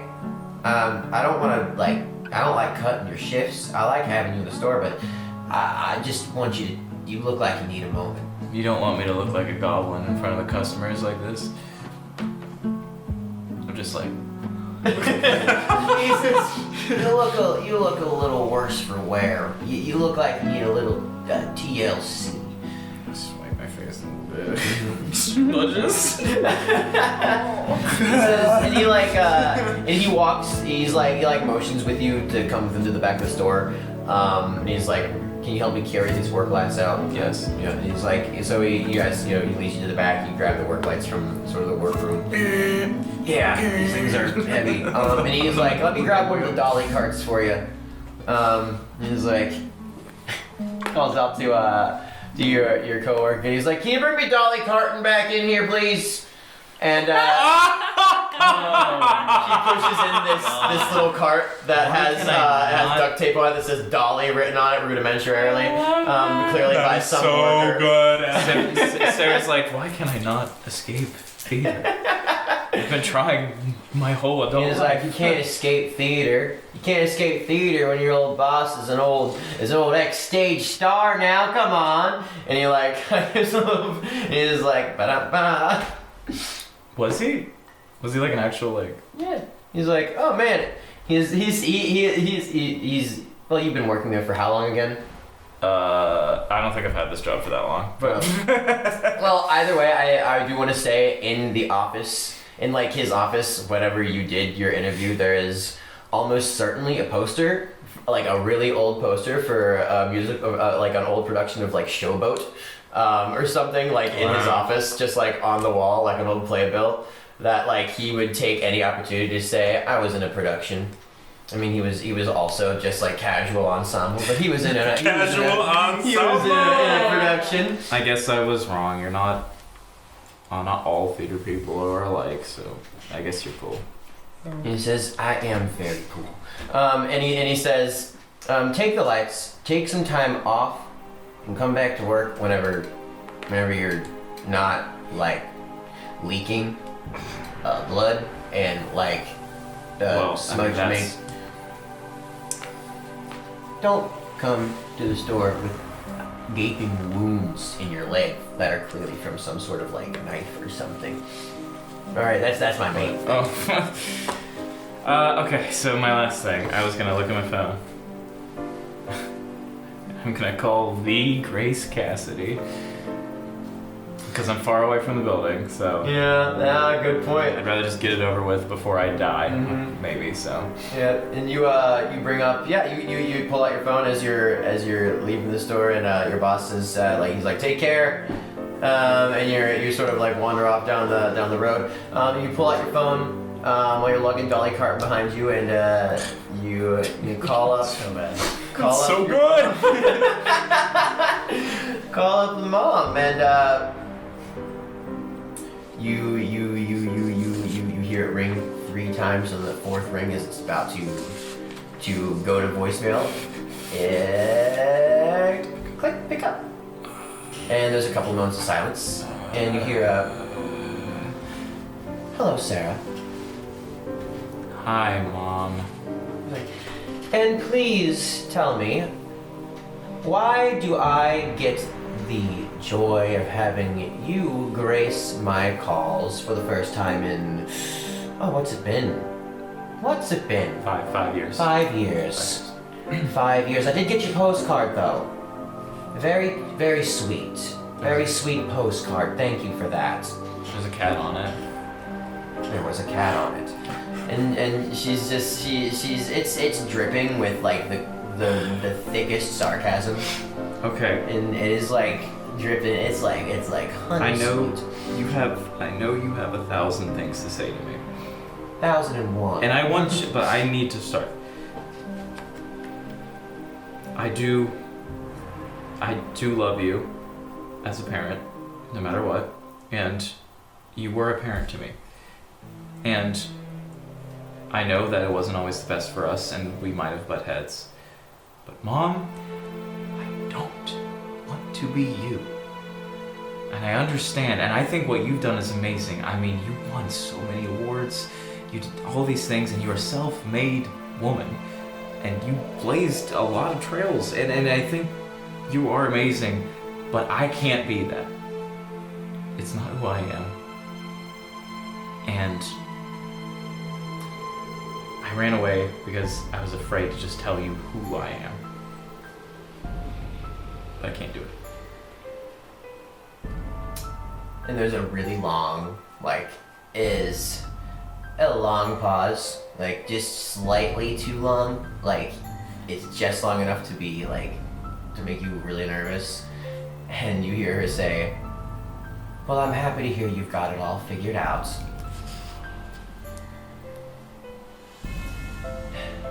Now, is there anything else that you need from me? Because you've already got my credit card." Yeah, do you know Nichelle Roth? And there's another, like, minor pause. Who the fuck is that? Right? And then the Shell Peters. Nichelle Peters Roth? Again, who the fuck are you talking about? Did you call me to ask about your third-rate theater friends, or...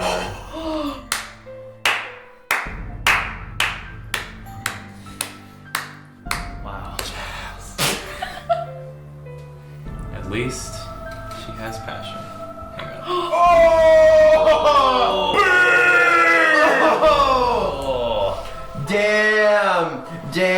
Damn, that was tasty.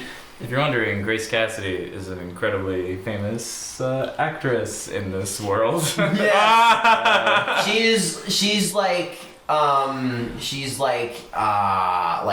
Mirren and like Meryl Streep. Yeah, Meryl Streep and Helen Mirren and like These are not bad people. Kate Blanchett, just like the level of star power. Yeah. And like she's good. Like she earned her spot. She's incredible. And she's a great mother. For the cameras. For the camera. She plays one For the camera. On TV. On TV. Oh man. She doesn't do television. She does film. Oh, you're And after sorry. And obviously it's a fucking stage name. yeah, for sure. And you come out of this phone call. Well, geez. I guess I have the credit card. Not with much more closure than you had before. Yeah.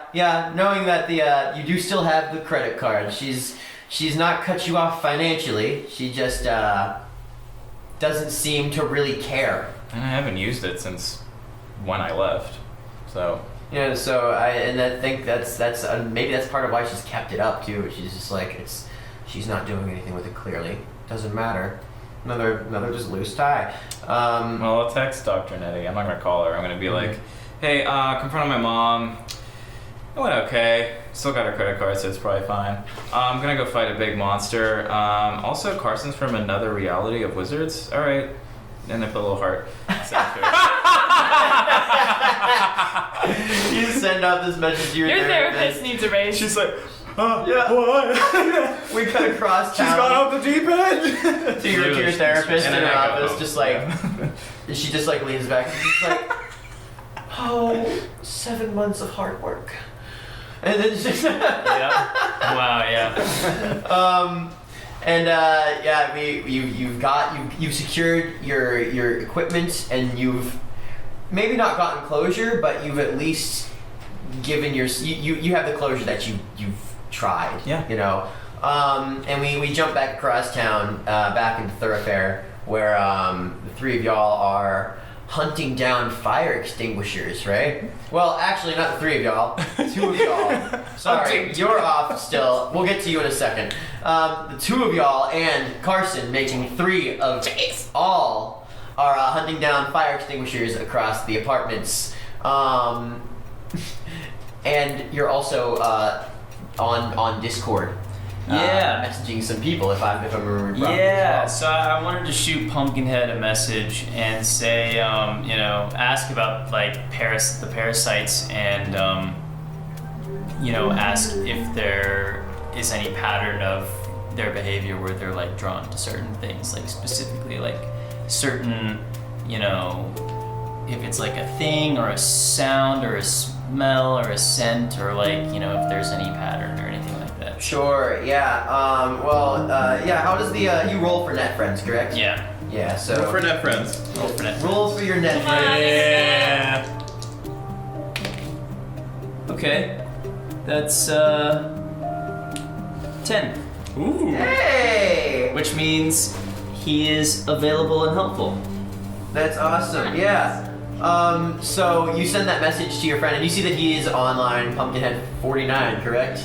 Yes, Pumpkinhead 49. Yeah, he is online, and he sees your message immediately, which is asking about these specific creatures, these specific types of cryptids. And you see the 3 little chat bubbles sort of like tapping along in the corner there. And you get a message, and he says, it's like, well, obviously there's trauma. He says, attracted to trauma mainly. That's a big thing.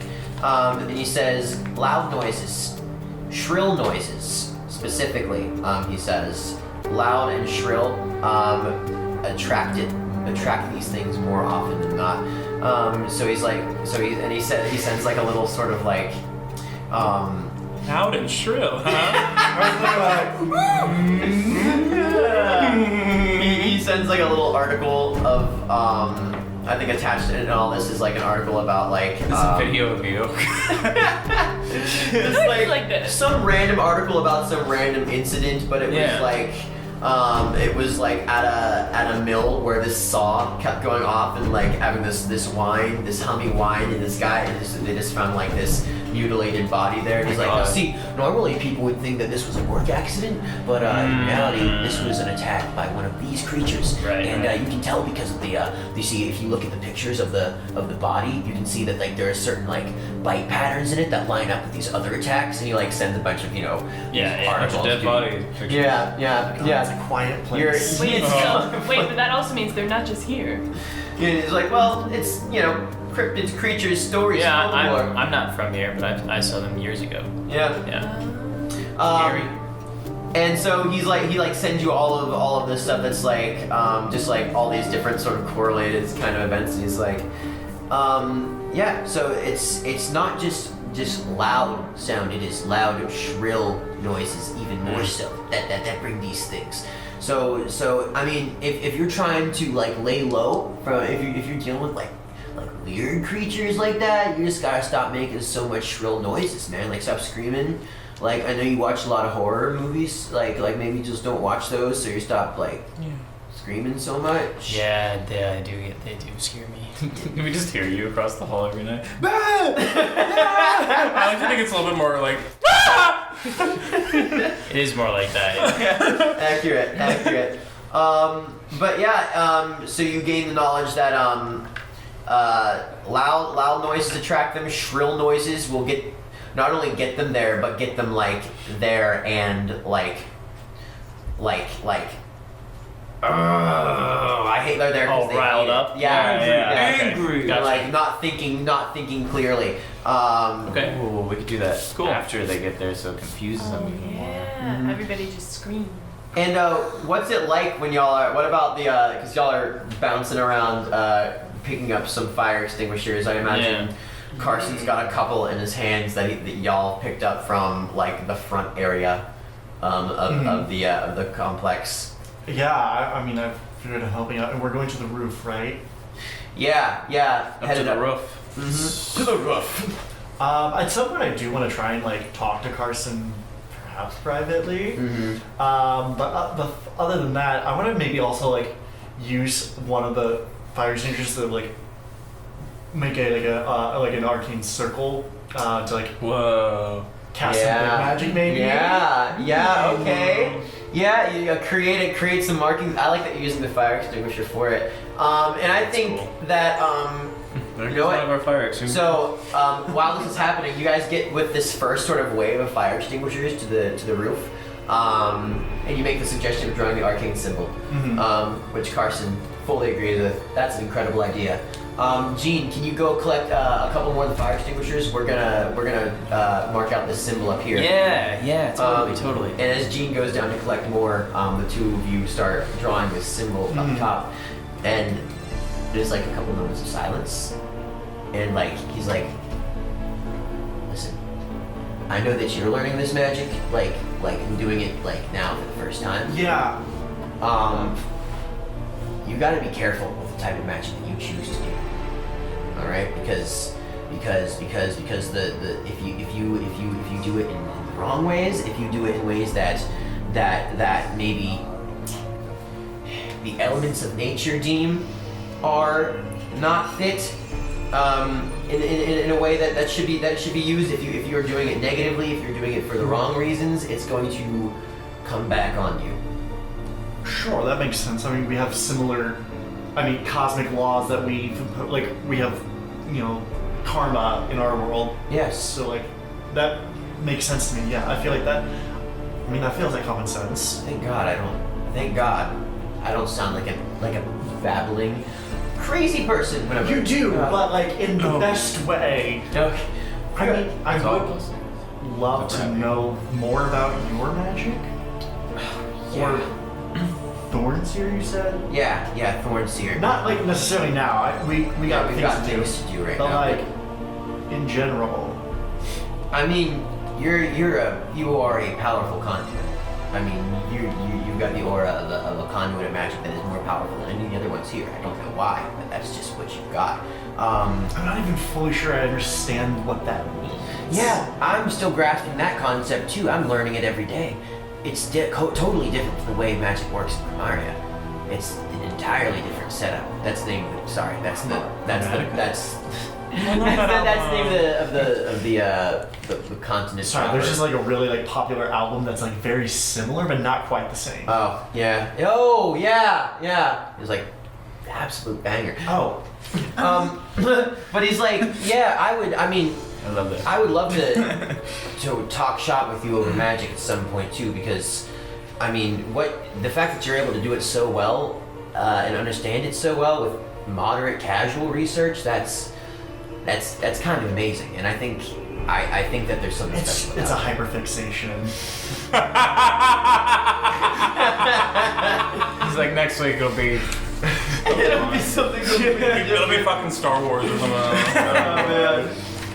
And he says, Who likes Star Wars? yeah, he's like, yeah, no, because I would love you to, I would love to help you with that too. I don't, at least so we can figure out how these rules are affecting us here, you know? Sure, yeah. And so we can, because man, I can tell when magic is being used improperly, or whenever you are using your sort of like arcane abilities to change things for yourself. It's weird. It's kind of like anyone who is in this realm a blue conduit can kind of. It's like anyone with that ability can feel and hone in on it, and there are forces out there that you don't want honing in. Sure. Are you implying that I have been using it improperly? I've noticed a couple of, not all your life or anything like. It's not like I've noticed like something out there, but like. In the past couple of hours when you were up there running away from that creature, I definitely noticed a couple of moments where something was supposed to happen to you, and I don't know what you did, but it's like you stopped it and reversed it and made it not happen. And that's bad. That's really messing with fate. That is tricky in any Yankees. Okay. that is tricky. Good in to any know. universe. Can't mess with it. Wow. And you're fairly certain there's no way to get back to your world. I am fairly certain that I have tried getting back there for. You said on the tape you said it was a one-way world. Yeah. I didn't realize it at the time, but the portal that I created, it doesn't take anything back in. I've tried, it spits everything out. I've tried to breach it so many times, and every time I do, it's like I'm getting thrown back into our reality. It doesn't take anything back in, No. but does it take anything in for the first time?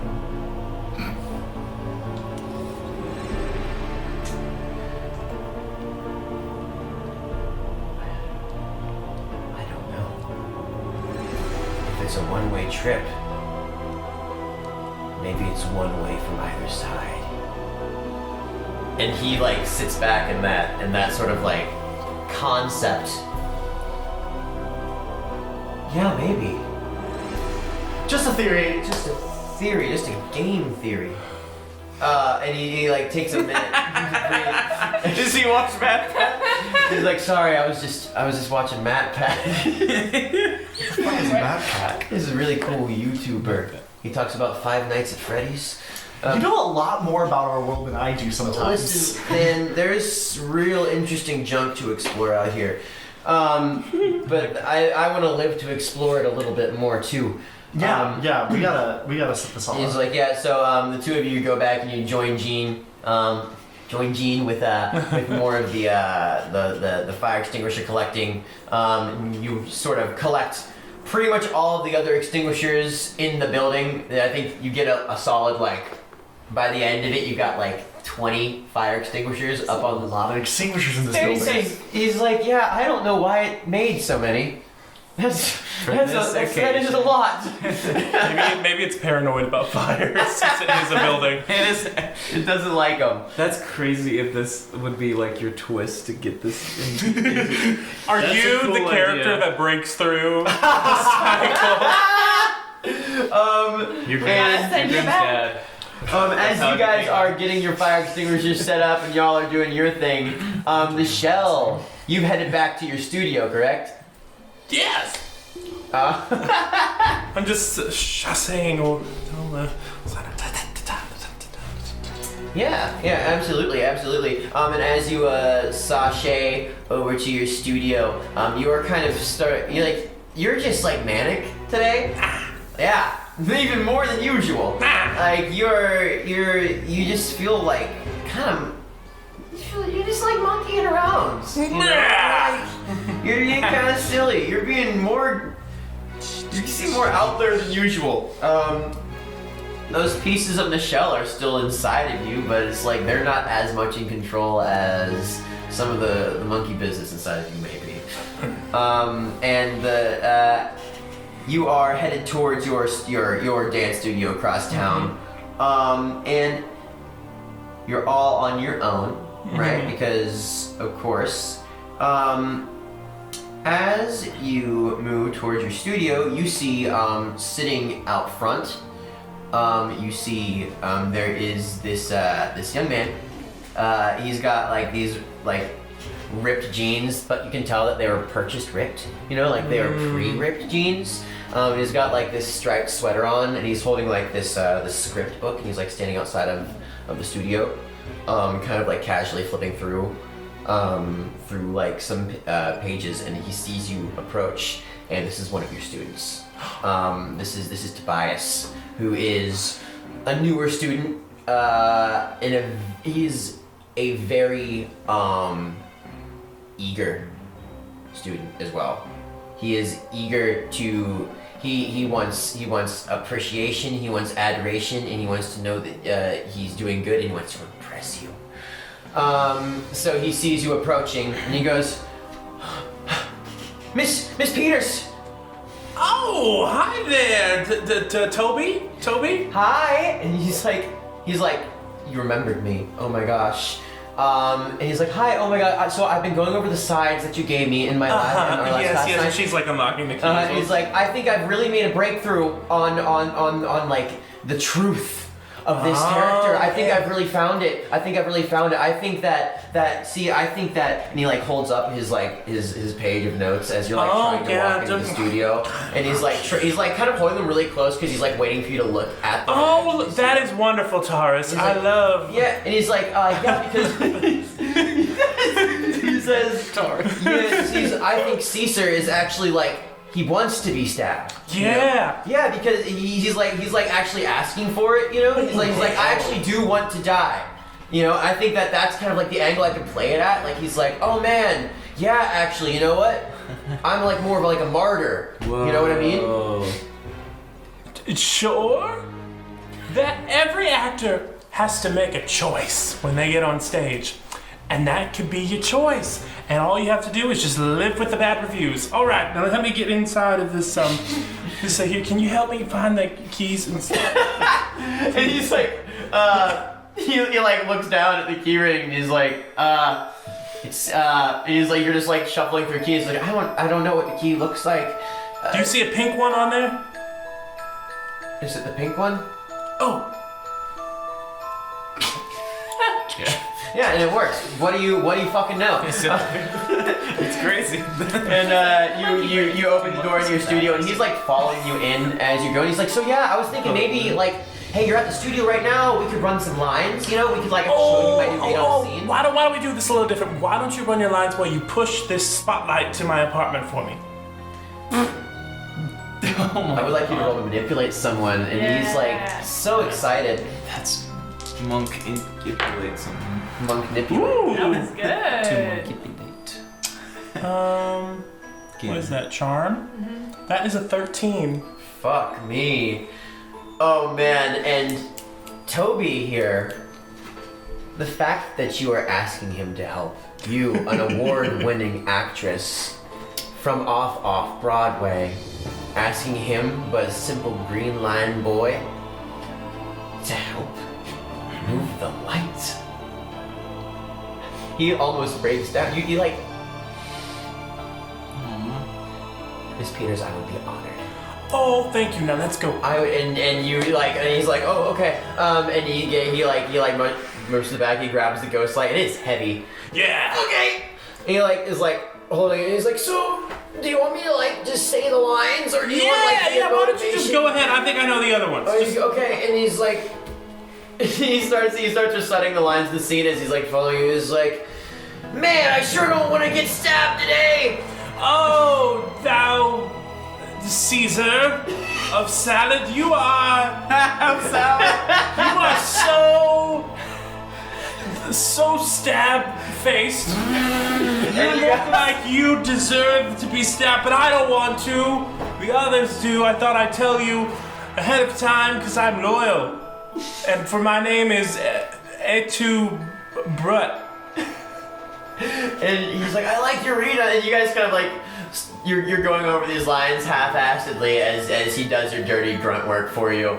Like a rotisserie. He's God. rolling in his legs. He is. I was like, You have to forgive me, love. I never really quite studied Shakespeare very often. I was more into the musicals.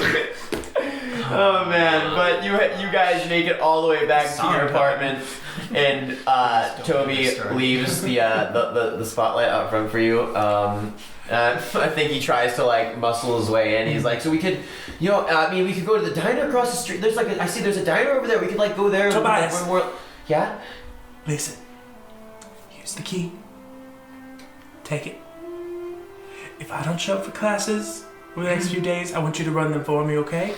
And if you feel like you're getting a little overwhelmed, you can always call Cassandra. I know she's 12 years old, but she's a prodigy. Okay? nice. All right, and so, for some reason, if I turn up dead, do you have a phone?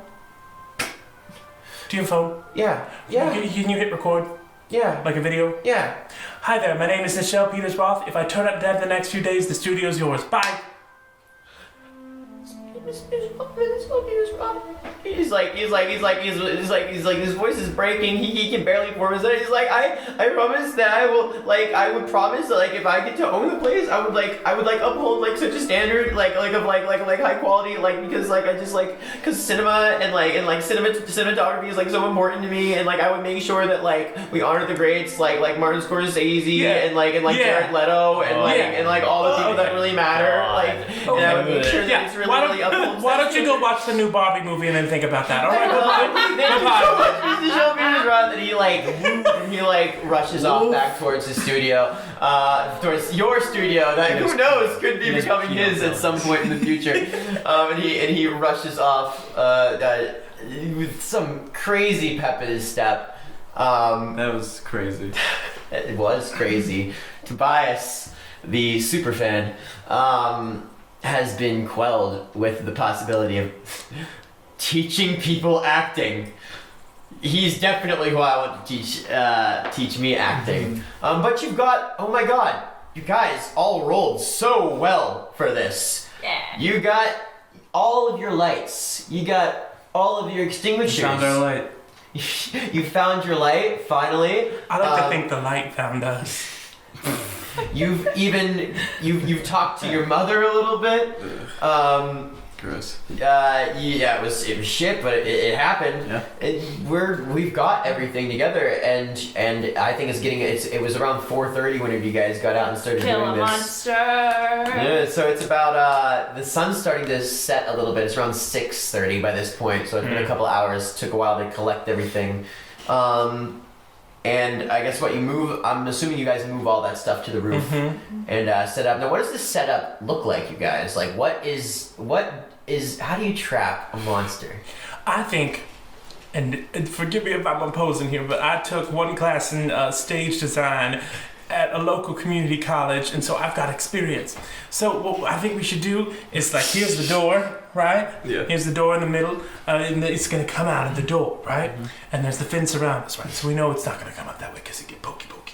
Anyways, we Continue. We're listening. We're- Oh yeah. Okay. Come on. So we position the lights all around the door. Okay. And then once it comes up, I'm gonna monkey, and I'm gonna stand in front of the door and close it so it can't go out that way. And all the lights are all around it. You turn on it, you flash it, you crisp it, and then once it's a little crispy and it looks like those burnt chicken nuggets, you can spray it with the frosting. What? You meant the fire extinguisher? Yes. Okay. Jazz. Jazz. I mean, that's I mean, a good it's plan. pretty straightforward, surprisingly. Yeah. So when you're gonna be positioned outside of the Yeah, The so ring do of I fire. start, like, downstairs and have to run upstairs? Or Or. I'm gonna just sit in the hallway. Okay, all right. I'll Wait, set up. what are you doing? I'm the bait.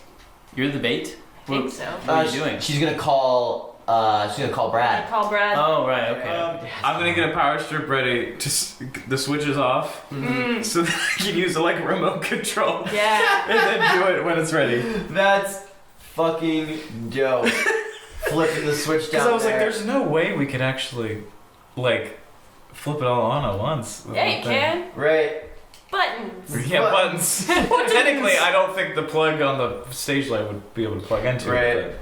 But No, cares? someone can plug Yeah. it. Yeah, It's, I'll figure it out. Some of us, I mean, we can use magic, right? Yeah. We can figure it I'll out. rig it. no, don't Get worry. your It's weird a magic's ready. it works. It just all works perfectly. It was the right. It's just a normal plug. Weirdly, how crazy is that? And it plugs right into your power strip, just like it should. We all rolled so well. I just feel like everything kind of falls into place for us a little bit. Miraculously. The stage light had a dongle. Yeah. Yeah. It's to USB, and luckily you brought a USB plug port, so you're golden.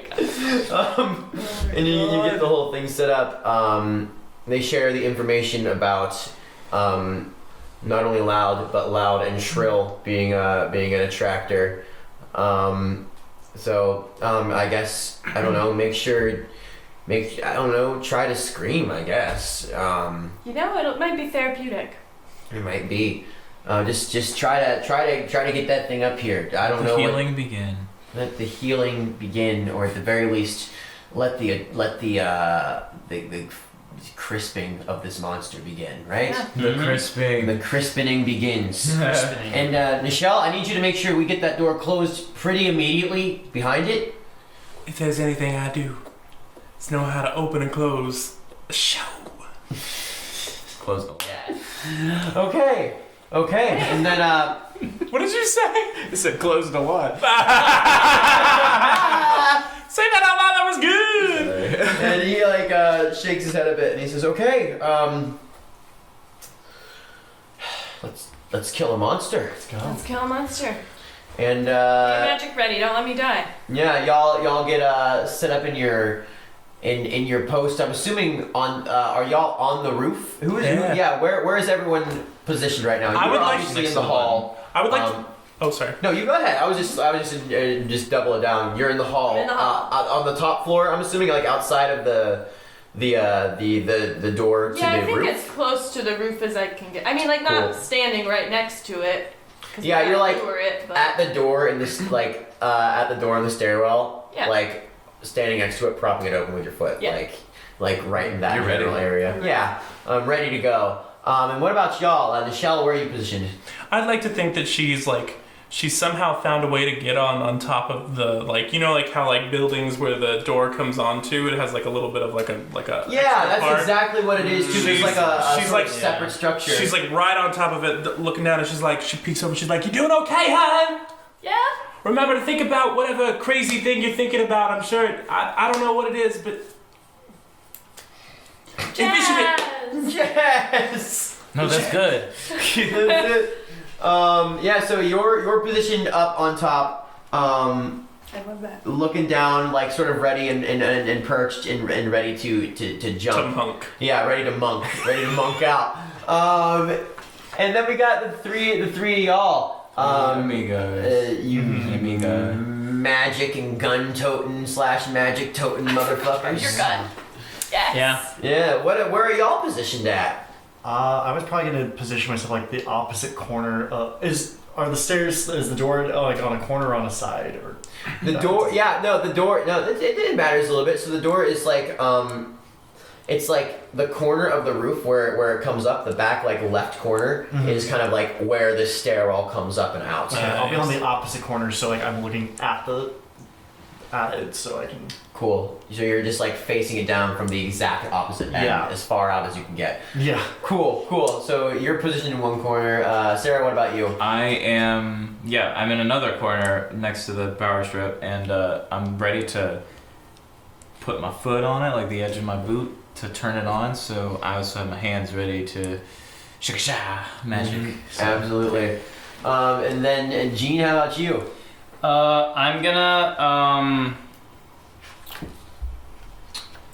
I'm gonna try and hide like near the door on the side where it swings.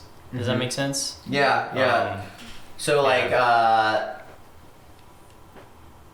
it would like So if if you it, like, open the door, you would be yeah. behind it. Yeah, behind it. Cool. Yeah. All right, awesome. So you're positioned by the door, kind of like do you have your gun out, or you just Yeah, I got it. I got it ready. I got it ready like this. strapped out. Awesome. Wait, before, hey Gene, Yeah. you're my friend. Don't think about it too much. Really? Yeah. Never had a real life friend before. Well, I mean, I have, but not in like Not IRL. Okay, well you won't for very long if we 25 don't, years. you know. Oh, okay. So 25 years. Yeah. Shit. Wow. My God. We'll get coffee or something sometime. I don't know. okay. I Oh, only make man. instant coffee in a coffee pot. We will go to a coffee shop. Do they microwave it there? I only like it if it's microwaved. Yeah. Okay. That is so That sweet. was That's so sweet. nice. That is so kind. And Sarah, where are you positioned again? You're The other a corner opposite of them, where the power strip is, to turn it on with my foot. Yeah. And also magic. cool. So we're all triangulated at the top. We've got you in the hallway, ready to call, I'm bait. and we've got Nichelle ready to pounce. Okay. Oh my So Oh my god. Yeah. Let's do this. what happens? What do you do? All right. So I guess once they give me the signal, I will. Great. You hear a Sorry. weird half-assed bird call come down the echo down the hall, followed by Carson going. You hear Carson from over there. Which by the way, Carson is yeah. up there with you guys as well. Yeah, he better be. Yeah, he's positioned in, I think, the y'all are in those corners. He's like in the third corner that is open up there. I'm ready. And he goes. You hear Carson's voice. He goes, "That's a signal. That's a signal." Yes, thank you, Carson. I'm just gonna start by yelling real loud, which I won't do for the mic. Just now, just going like, "All right, monster, I'm here. Come and get me. Eat me. Look at me. I'm so sad and full of trauma. Eat me." And then I'm gonna pull my phone out and call Brad. Oh man, yeah. Did you not expect that? I don't know why that got me, girl. Yeah, so you do that stream, and you kind of, it's like you feel the building stir almost Ooh. as you do that. And it's like you don't hear like that skittering or that movement, but you do feel like not like your stomach drops. And as you pull out your phone to call, it rings, It rings. Come on, Brad. It rings. I actually want you to answer for once. And Brad answers the phone. God, Shit. it's so bad. You know, and It's so he's like, immediately he's like, Abigail? Hey, Abigail, are you there? Hi. And you hear he sighs. He's like, where are you? Yeah, funny story about that. I have had the worst day. Maybe 2 days. Maybe. I don't know how long it's been. And he says, you, and there's like this momentary pause as you hear him like trying to like find words, and there's like a brief moment, and he says, we're supposed to be married right now. I knew it. Yeah. Knew it. And you've been gone for 2 days, and you can't even tell me where you were? I'm in an apartment building. And you've got an apartment? Wow. And you're living on your own? It was a terrible choice. I thought... I messed up really big this time. And he says, you hear him say, he's like, did I do something? Oh. No, you were perfect. You are perfect. He says, That's the problem. You're great. And I don't know what to do with that. And I'm a mess. And if you married me, you would just regret it later. And you can hear him on the other side of the phone. He's like, what? He's like, what? Abigail, what are you talking about? He's like, you're crazy. You are insane. You're impulsive, and you're bonkers, and you're not perfect. No. I'm not perfect either. And you know what? I don't want to marry you because I think that you're a perfect human being. I want to marry you because I like you, because I think that you're a good person. And or at least I thought, anyways. Ooh. Because you're there and I'm here, and and everyone was there and you weren't. Dude, snatch her up. Wow. And as you're having this conversation, you hear the skittering of claws in the air vents. That's rough, Adelaide.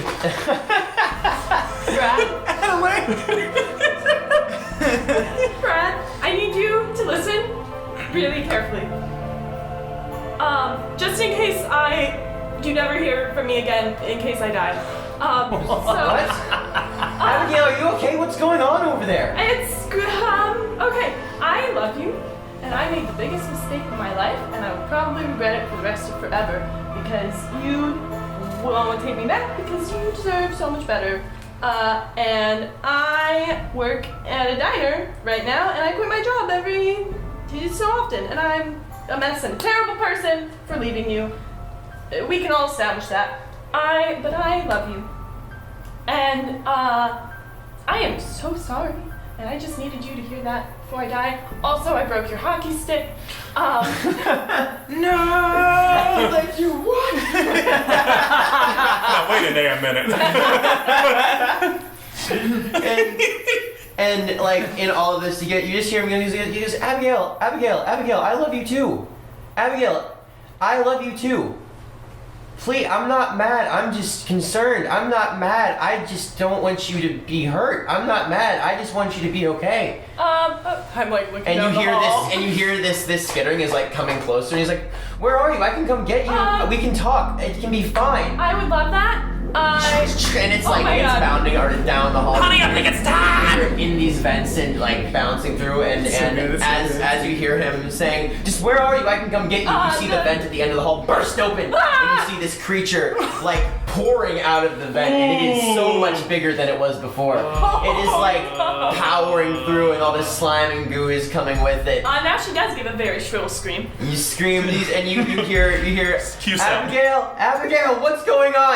And I'm it's running like, up the stairs. You're no longer giving answers as you sprint away from this creature, and I would love it if you would roll to act under pressure. Yeah, that's fair. Shit. For running away from God, this that monster was so upstairs. good.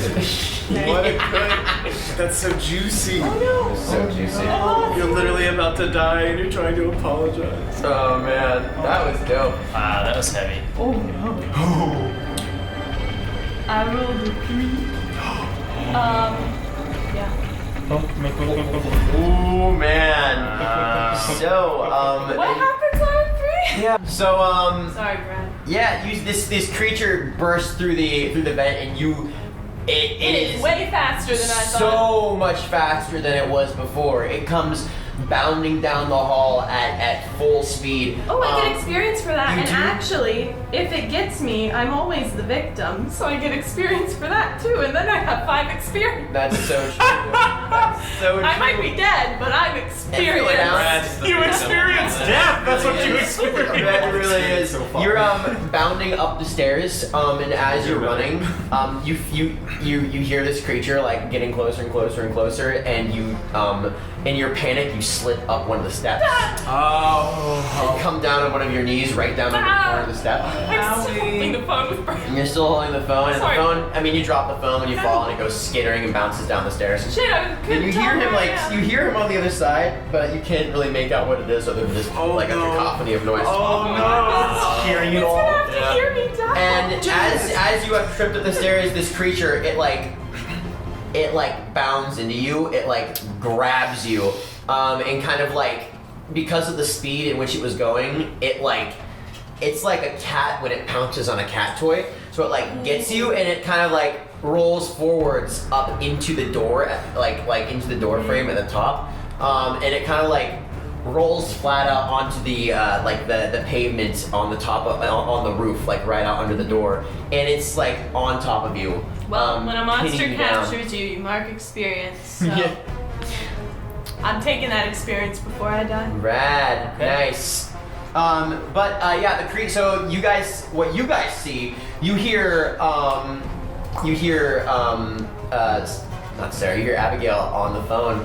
You hear the sort of like the stuttering of trying to find what to say. Then you hear her like this piercing scream from down below, and footsteps coming, and then this cacophony of sound, and all of a sudden out the door, this huge fleshy mass like bursts out and pins Abigail no. down to the ground in front of you, and you see it lift up this clawed hand, Oh no. and it brings it down, not in like a claw, but it like brings it down in like a punch, Ooh. and it brings it down right on the center of your chest, Ow. and it hurts you for 2 harm. Ooh, that's okay. That's okay. Monkey. Monkey, what's Monkey doing? You're just gonna see her get even more spindly, spidery monkey than before, and she's just gonna say, "Oh, leave Amanda alone!" And she's gonna jump down and she's gonna just start like biting the shit out of Wait, its you didn't neck. close the door. Oops. So you jump down. Thank you. No problem. Yeah, that's and I'm gonna try to grapple it away from her. Oh, I love that. You jump down on top of this creature, fangs first. You're trying to get it away. Yeah, could you give me a roll for that? That's kick some Use ass. my correct? unholy strength to +3. Yes. Oh, Jesus Christ. I am going to use my luck to make that a 12. Okay. I like There's how even much more luck you've monkeys. used so far. And yeah, as you see this new this new friend, this girl who literally moved in 24 hours ago, who never wanted any of this, get pounced and pummeled, and you feel this sort of like this break, and you feel a piece of you feel a piece of Nichelle walk away, because this piece of Nichelle wants this monkey to do some fucking damage. And you jump down on top of this creature, and yeah. So what does it look like? Because So- you get a full success on this. I would like to think that it's like, you kind of like, I would say it's like the biggest monkey screech of your life. Please find a good sound effect for that, whoever's editing this episode. And she just jumps and she takes both of her big monkey hands, she grabs it by the shoulders as it's leaned over and just starts biting the fuck into its neck. Just like, and like ripping up and ripping and biting Yes. those pieces of flesh and like with. Oh my god, that's disgusting. Yeah. And as you grab and you like kind of like roll your weight to the side, and as you do that, you like rip the creature off of And now I'm just kind Abigail. of strangling it. Yeah, And you I'm got your like arms and legs around it, like from behind. You're just like, she's like, turn it on! Turn it on! love that. I turn it on. I'm gonna crawl away. Yeah, you're like you're God, like that. You feel like something's rattling around Yeah, inside you. It doesn't that's feel not good. good. So would it just be to turn the switch on, or can I also do a thing? You can do both. I mean, you can. So you hear the turn it on. And also, by the way, you hear this creature sort of like. It's like talking back to you. It's like, get the fuck off me, you dirty animal. Oh, I'm the dirty animal. You're the dirty flesh, my dirty animal. Me, damn dirty ape. And you guys are kind of like, it's developing into this sort of like this sort of full-on like scratch fight. As you guys are like sort of like a couple of wild rabbit animals sort of starting to get into this situation. And you hear that shout to turn on the lights, Ding. and immediately the entirety of the roof of this building is like lit up like a Christmas tree. If you were standing down below and you were a human that could perceive that this building exists, you would just see like a skylight into this. It's like we're trying to land a plane here. You know, Do you remember that movie that Danny DeVito was in where he was competing, I think, with Michael Broderick? And they wanted his house to be seen from space. With Deck Wanted the to say halls, deck the halls. Yes. Yeah, it's like a beacon in the darkness. And it cuts through all this good band, too. this night beacon in the darkness. Yeah. Write that one down. And this creature is suddenly like lit right up, and it lets out a terrifying screech. And you can you see it's kind of sizzle. That was close to it. Yes. You see its skin sort of start to sizzle and crack and sort of smoke a little bit. And it's sort of like. And it like kicks off of Unishell in an attempt to sort of like get away, and it's sort of like it's like running around in a couple of like it runs around in circles and like paws at its head. Can I like, try to close the door now that it's all of me and Yeah. stand in front of it? Yeah. So you're gonna try to shut the door while this creature is like freaking out. Yeah. Okay. So you bound over to the door. No, it's fine, because you were in the middle of this crazy battle, and you got kicked across, kicked across and off, like whenever it like bounded off you, whenever it got snatched by these lights, and you sort of like, Nichelle gets up and she like turns around and like the door's right there, so you just grab from your big long monkey paws and just fucking slam it shut. You kind of like crack the frame of the door a little bit, but you slam it shut. And I would like to say that whenever you bit into it, you did damage it for 2 harm, because you did 2. It's actually 3 harm. Brilliant. 3 big bites. It's like you got 3 big separate hamburger bites. 1, That's 2, awesome. and 3, and it's like leaking, like again, like that one from before, that black blood and bile and like goo, Yeah. and kind of like what you saw when you shot it in the goddamn throat. Tastes like tapioca. Ew, gross. Yummy. And it's like leaking from these wounds, and now these wounds are sizzling as they're lit up by this light. This like acidic sizzle is crackling across the roof, and you are going to roll your big freaking whammy. Yeah, I rolled a kick some ass actually, but I yes. had plus weird. Okay. Where is kick some ass? It's the first one right in your basic moves. Yeah. Mm-hmm. Okay. I'm gonna activate a trap as soon as I get. But That's Yeah, I want to shoot at it. Oh Wow. my god. Well, that's one of them. 8.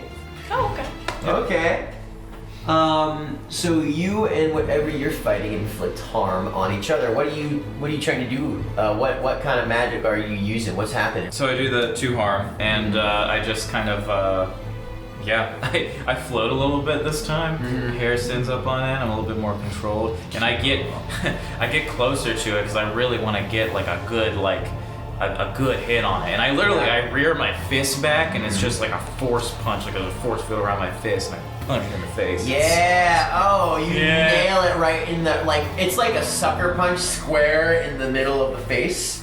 And you feel like you feel its bones buckle underneath that punch as you do that 2 harm. As your fist sort of connects, you feel something sort of give in it, and it is knocked backwards. And I think when it falls over and does a little bit of a roll, and it's back towards the furthest edge over where Carson is. And as it gets over towards him, it sort of recovers, and it looks over at Carson, and he sort of puts his hands up. I know I'm not really supposed to roll in this game, but does it damage me though? Because it's yeah, it does get damage on you. Yeah. Totally forgot. So before I do this one for Carson, as you sort of do this big punch, it notices that you're coming, and at the last as you get in, it sort of swings out one of its claws and gets you in the gut, and it slashes you right across the belly for 2 harm. my spleen. And you feel your spleen. Go, how are you doing over there? Can't take one more, I can tell you that much. Where are you right now? I'm at 3. Woo wee! Yeah, and so this gash in your stomach is it starts bleeding, and it starts bleeding, and it's sort of one of those cuts where you're oh, this is fine, and then you look at it, and it's oh, this blood isn't stopping. And it's a little shocking. But also the adrenaline that you're feeling right now, because there's a giant mushy monster that is kind of looking actually looking worse for wear over there too. It's licking its wounds almost. It is clearly affected. There's this blood is still burbling from these weird acid spitting holes on its shoulder. Yeah, its nose is busted now, clearly cracked to the side. And it gets skittered over towards Carson, and Carson goes to just hit it with some base magic. So Carson goes to hit it with some magic, and he brings his hands up and starts doing these really intricate moves.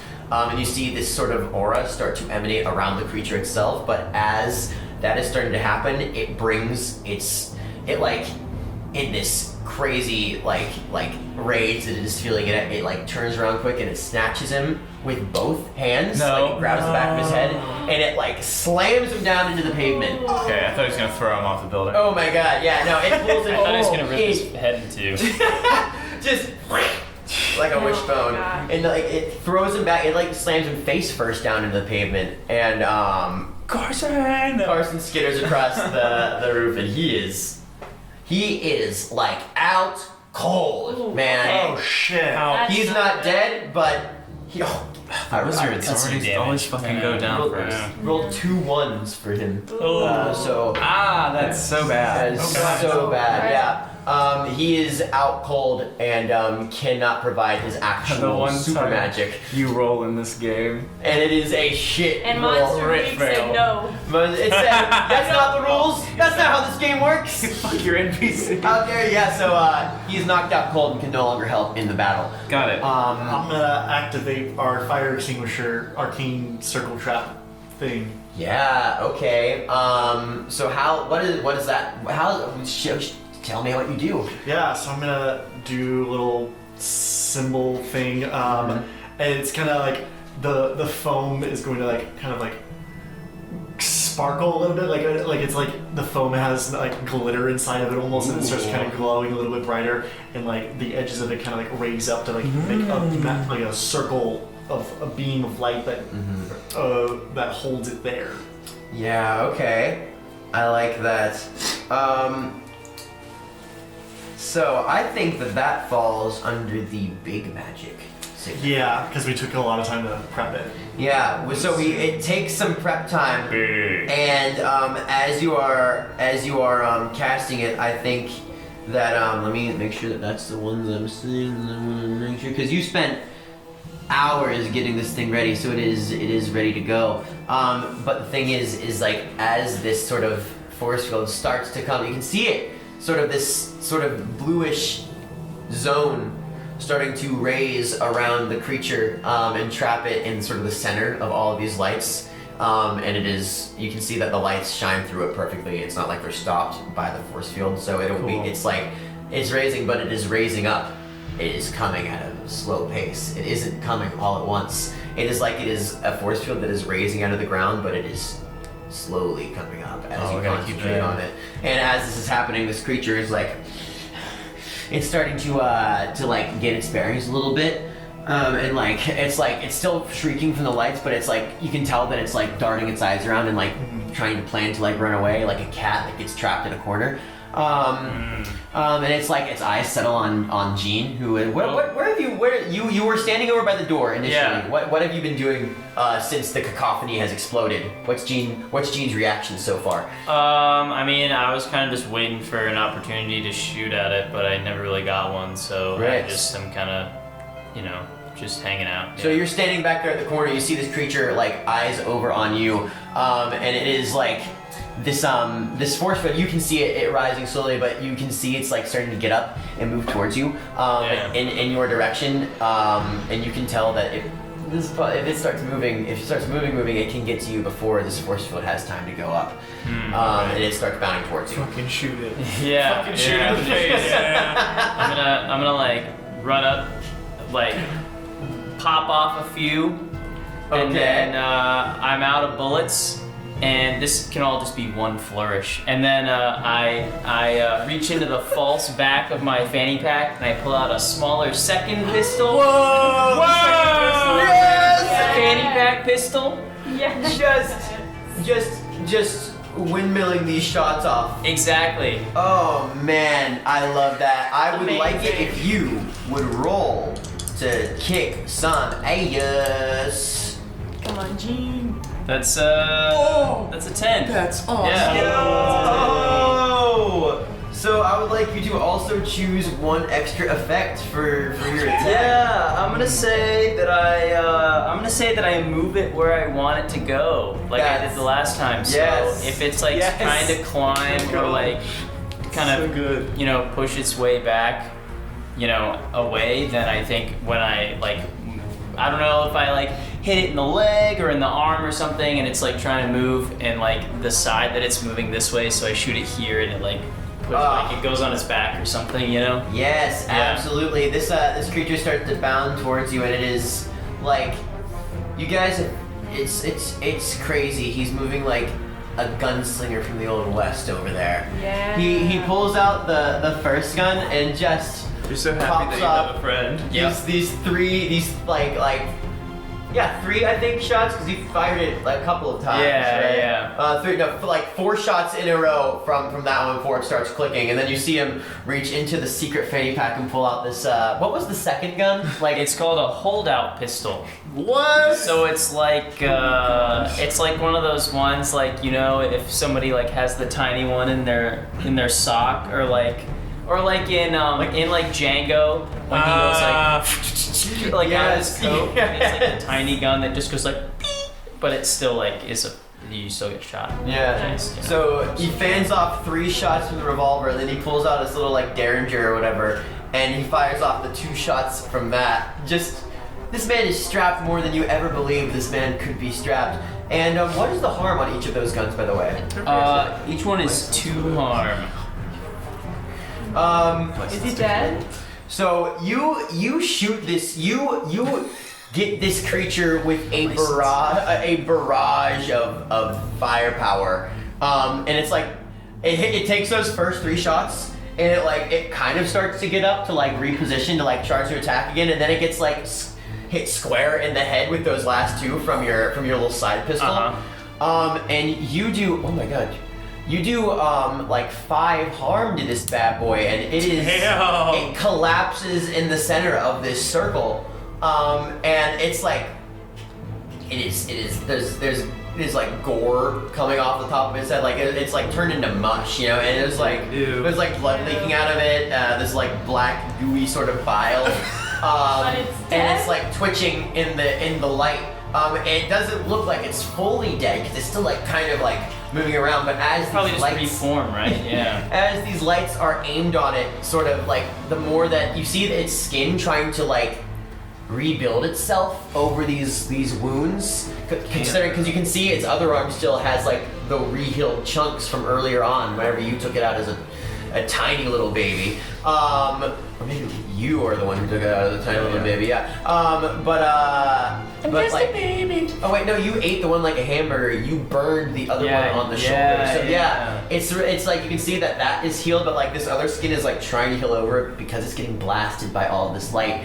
It keeps getting burned away, and slowly it starts to just like start burning across the entire surface of its skin, and it starts like it goes from like these sort of like these screams and like these screeches to like cursing you all, like cursing you all, like calling you all out, like you're gonna die, you're gonna burn, you're gonna die, you're gonna. And it's like just saying all this like this crazy shit, and then eventually like those words become like this like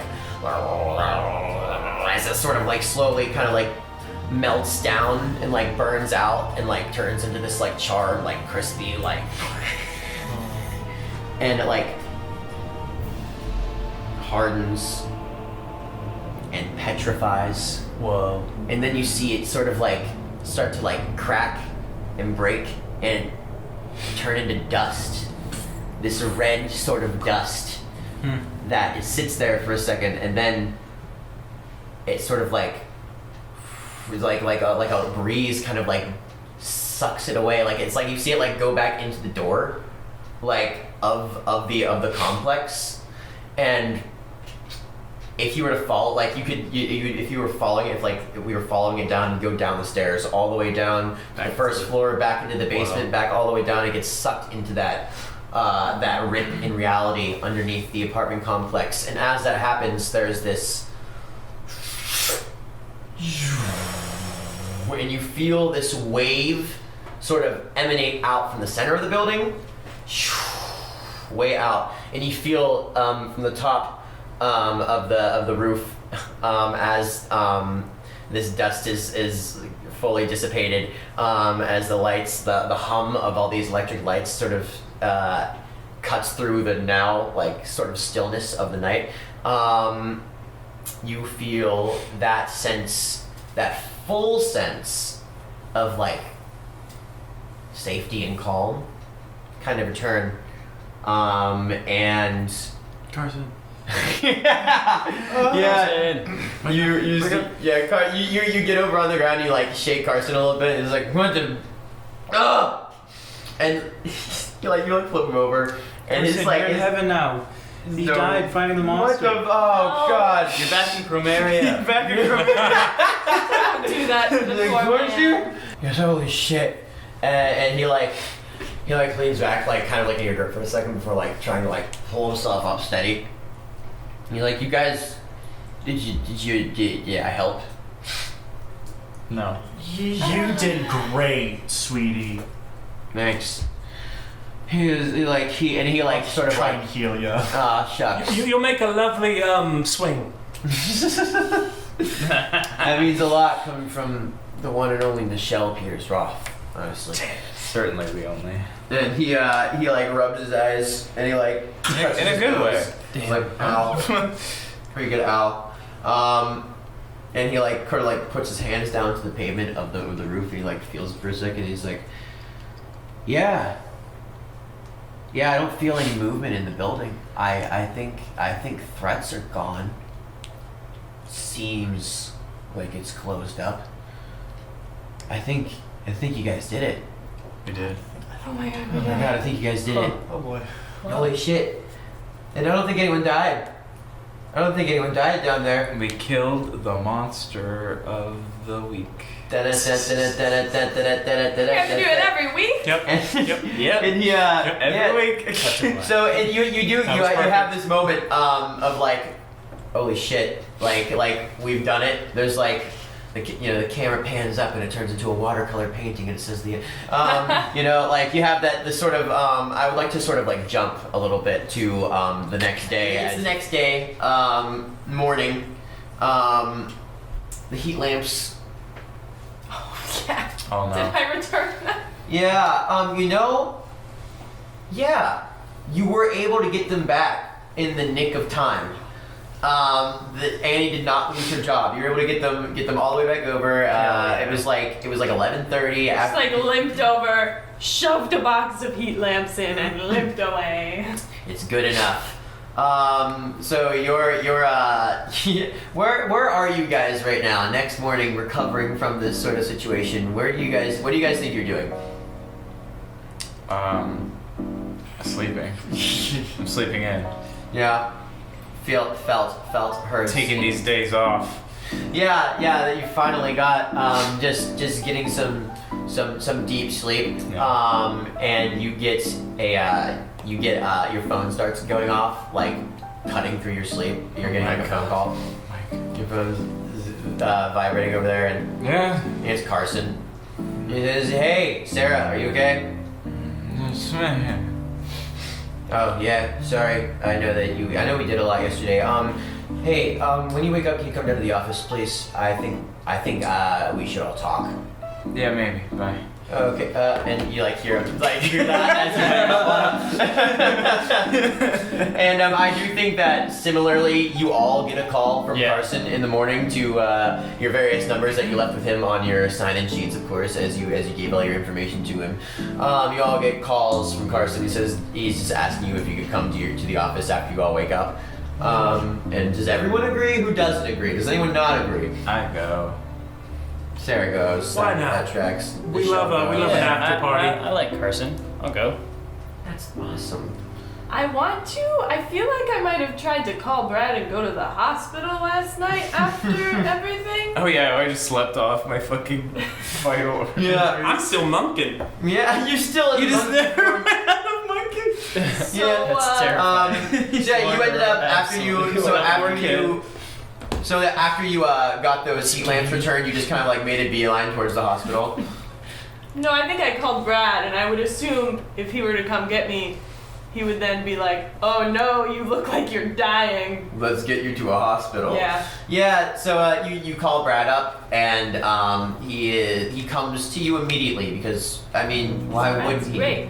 He comes to you, and he gets out, and he's he doesn't break down, but he's shocked to see the state that you're I think in. my chest is broken. He goes, "Jeez, Abs, what happened?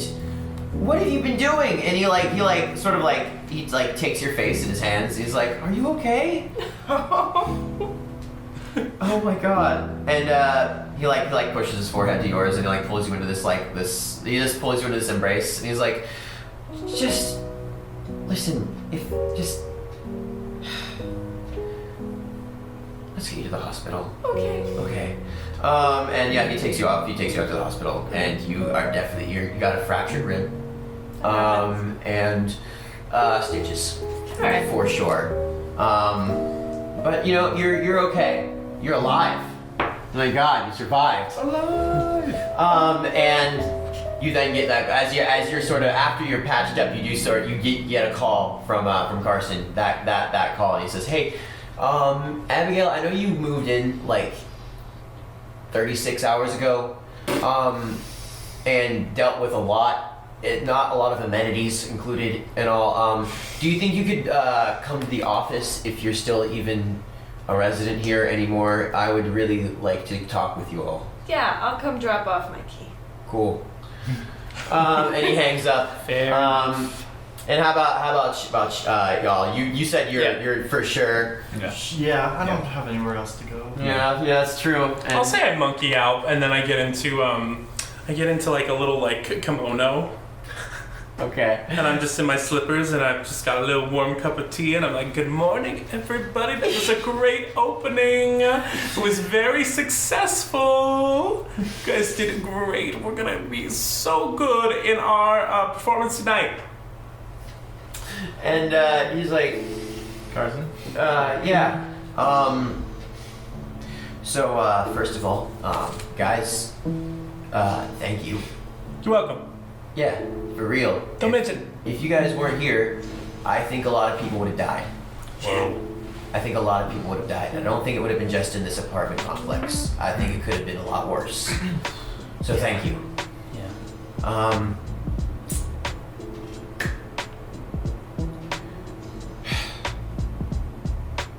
I know there's a question now of what happens next. There, as far as I know, I went down and checked this morning that it's all safe and sound, but that rip is still down there, and it is still powering this place. It is still letting this place exist amongst everything, hidden. And there are still all these people living here that have nowhere else to go. And I'm sorry, but I can't relocate 30 people. Not overnight. And I need to stay here to make sure this stays okay because this is my mistake. I don't have any choice in any of this. And I'll keep doing it by myself if I need to, but I really, really don't want to. And then he looks up at you guys and he says, and I'll make sure you guys never have to pay rent again if you guys, like, stay here and maybe, help me keep this contained because I don't know if this is a doorway to anywhere else or for anything else. I don't know if those are the only things that are ever gonna see this as an opportunity. I don't know a lot of things about a lot of things, but I do know that y'all work together like a bunch of champions, and you took down a threat that knocked me the fuck out, and I'm an actual trained wizard that actually knows how to do this shit. You guys stumbled upon this in 36 hours and took out like... I guess we're wizards. That was... I mean... Basically. Or witches. Or witches. Warlocks. You know, or whatever you want to call it. You guys have this ability. You guys have this power. You guys can see all of this. You guys can process all of this. All the other people up there, they don't know. They can't know. It's hard to know this kind of thing unless you are connected to these magical qualities in ways that certain conduits can be. And I would appreciate the help. I really genuinely would. What do you say? I mean it like 0 rent.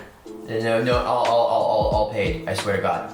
I'll never bother you for the rent again. And as long as you guys are willing to help out, you know, with the people that are here, because they don't deserve this. What do you say? I'll stay. I ain't got nothing better to do. Oh, Jesus, thank you. I'm certainly not gonna pay for housing. Just thank you, Sarah. Thank you so much. Yeah, I mean, I'd love to even study this thing. Study the hole. Study the hole. The big gaping black hole. Yeah. Yeah, I mean, I could use some help going over this research. I feel like I'm at I feel like I'm a frayed rope that is about to fall entirely apart, just like a bunch of threads. So I would really appreciate any help, like researching the occult, researching all this stuff. Gene, Yeah. buddy, you've got your fingers in these pies like nobody else here. I mean, yeah, you're connected. You've got the thing I said. you're connected to people that study this in a way that I don't really understand because I'm not from here. Yeah. You guys study this in a way that you understand, and I think that we can work together in that. I think you'd be an incredible asset. Okay. I mean, if you want me around, I'll stay. Of course I want you around, nice. Gene. Of course I want you around. You're awesome. Okay. Thank you. And he looks over at Nichelle and he's like, Nichelle, I mean, everyone else is staying. What do you think? We got a little more monkey business we can get into over here. Nichelle's Ew. going to walk over to the window Oh my God. and she's gonna. Yes. God.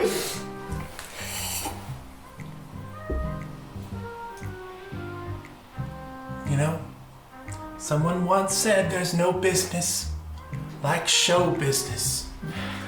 And what we're in here is definitely as close to show business as I've ever gotten. I only ask one favor.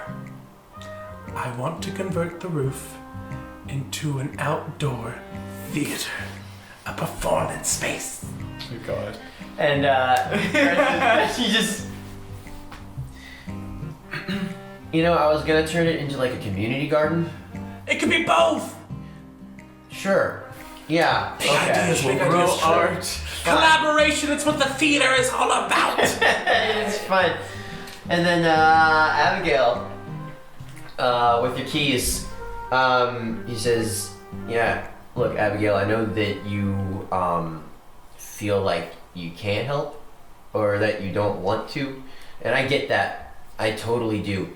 But man, you're just as strong as the rest of us. You squared up against that monster when nobody else in this place would have. You offered yourself up as bait. You offered to delve into your. I mean, yes, you did too. But you became the hook, the line that you sank it all. We needed you, and without you, none of this would have worked. And I think that you're an asset too. And if you want to leave, please leave. Go with that guy. He looked really nice. If you want to stay, His like, name's Brad. Brad. He's Yeah. in my apartment getting my stuff Cool. right now. All right. Here's my key. He takes the key back. I have a home to go back to. Yeah. And he And like, I need to fix that. But I can't unsee everything that I saw yesterday and just go back into the world and pretend that everything's normal. So, I mean, I don't know if you have any job openings. I don't tend to keep a job for a long time. oh, and he you know, I really I can't be the only one doing maintenance around here, and I really need somebody who's qualified with what goes on in the basement to help me out. I know nothing about pipes. You know, the pipes aren't the real issue, so. Yeah, I think Really? we step. And honestly, with a few voice lessons, I'm sure your pipes will be singing in no Oh my time. God. Pipes are calling. Oh, Danny boy, I shouldn't have done the pipes are calling. And as the shell goes off on one of her many musical tangents that are often spurred on by a random word that somebody I love has it. said around her, we find ourselves in this agreement, maybe not to stay in the apartment in some people's cases. Absolutely not. There are some horrors that can't be witnessed all the time, but an agreement to keep the people that need to stay here safe, because nobody else can. And you know, certain questions have been answered. We've figured out what was going on in this with this creature. We figured out how to stop it. We brought an end to it. But there are so many things that don't make any sense. How did Carson get into this realm? How did you all get linked to this magic? Why are you the ones that are conduits? How did you get those powers? What happened? The world will never know. Gene, you weren't even in Greenland, Pennsylvania, and you saw these creatures before. What is Yeah. that? Yeah. Gary's crazy too. Yeah, man, and Sarah, I mean, you left things with your mom and not only did you leave things with your mom in a very, very negative place, but I mean, you understand that these things that you've been experiencing all your life that you thought were just like episodes or like blackouts, they've been something that's been growing inside of you forever. But where did that come from? And It's because I'm so cool. it's mainly because you're all so cool. And with these sort of, there's a slight air of unease as you know that there are all these questions lingering in the back of your head that need to be answered. But it is all sort of overpowered by that sense of calm and that sense of success and that sense of accomplishment. And so the camera pulls back, I guess. You know, we come, you know, we pull out of the office window and out of the apartment complex, and we're sort of like we get a bird's eye view down, you know, on Greenland, Pennsylvania, as this chapter comes to a close, and that is going to be where we end this mini run of our Monster of the Week campaign complex mystery.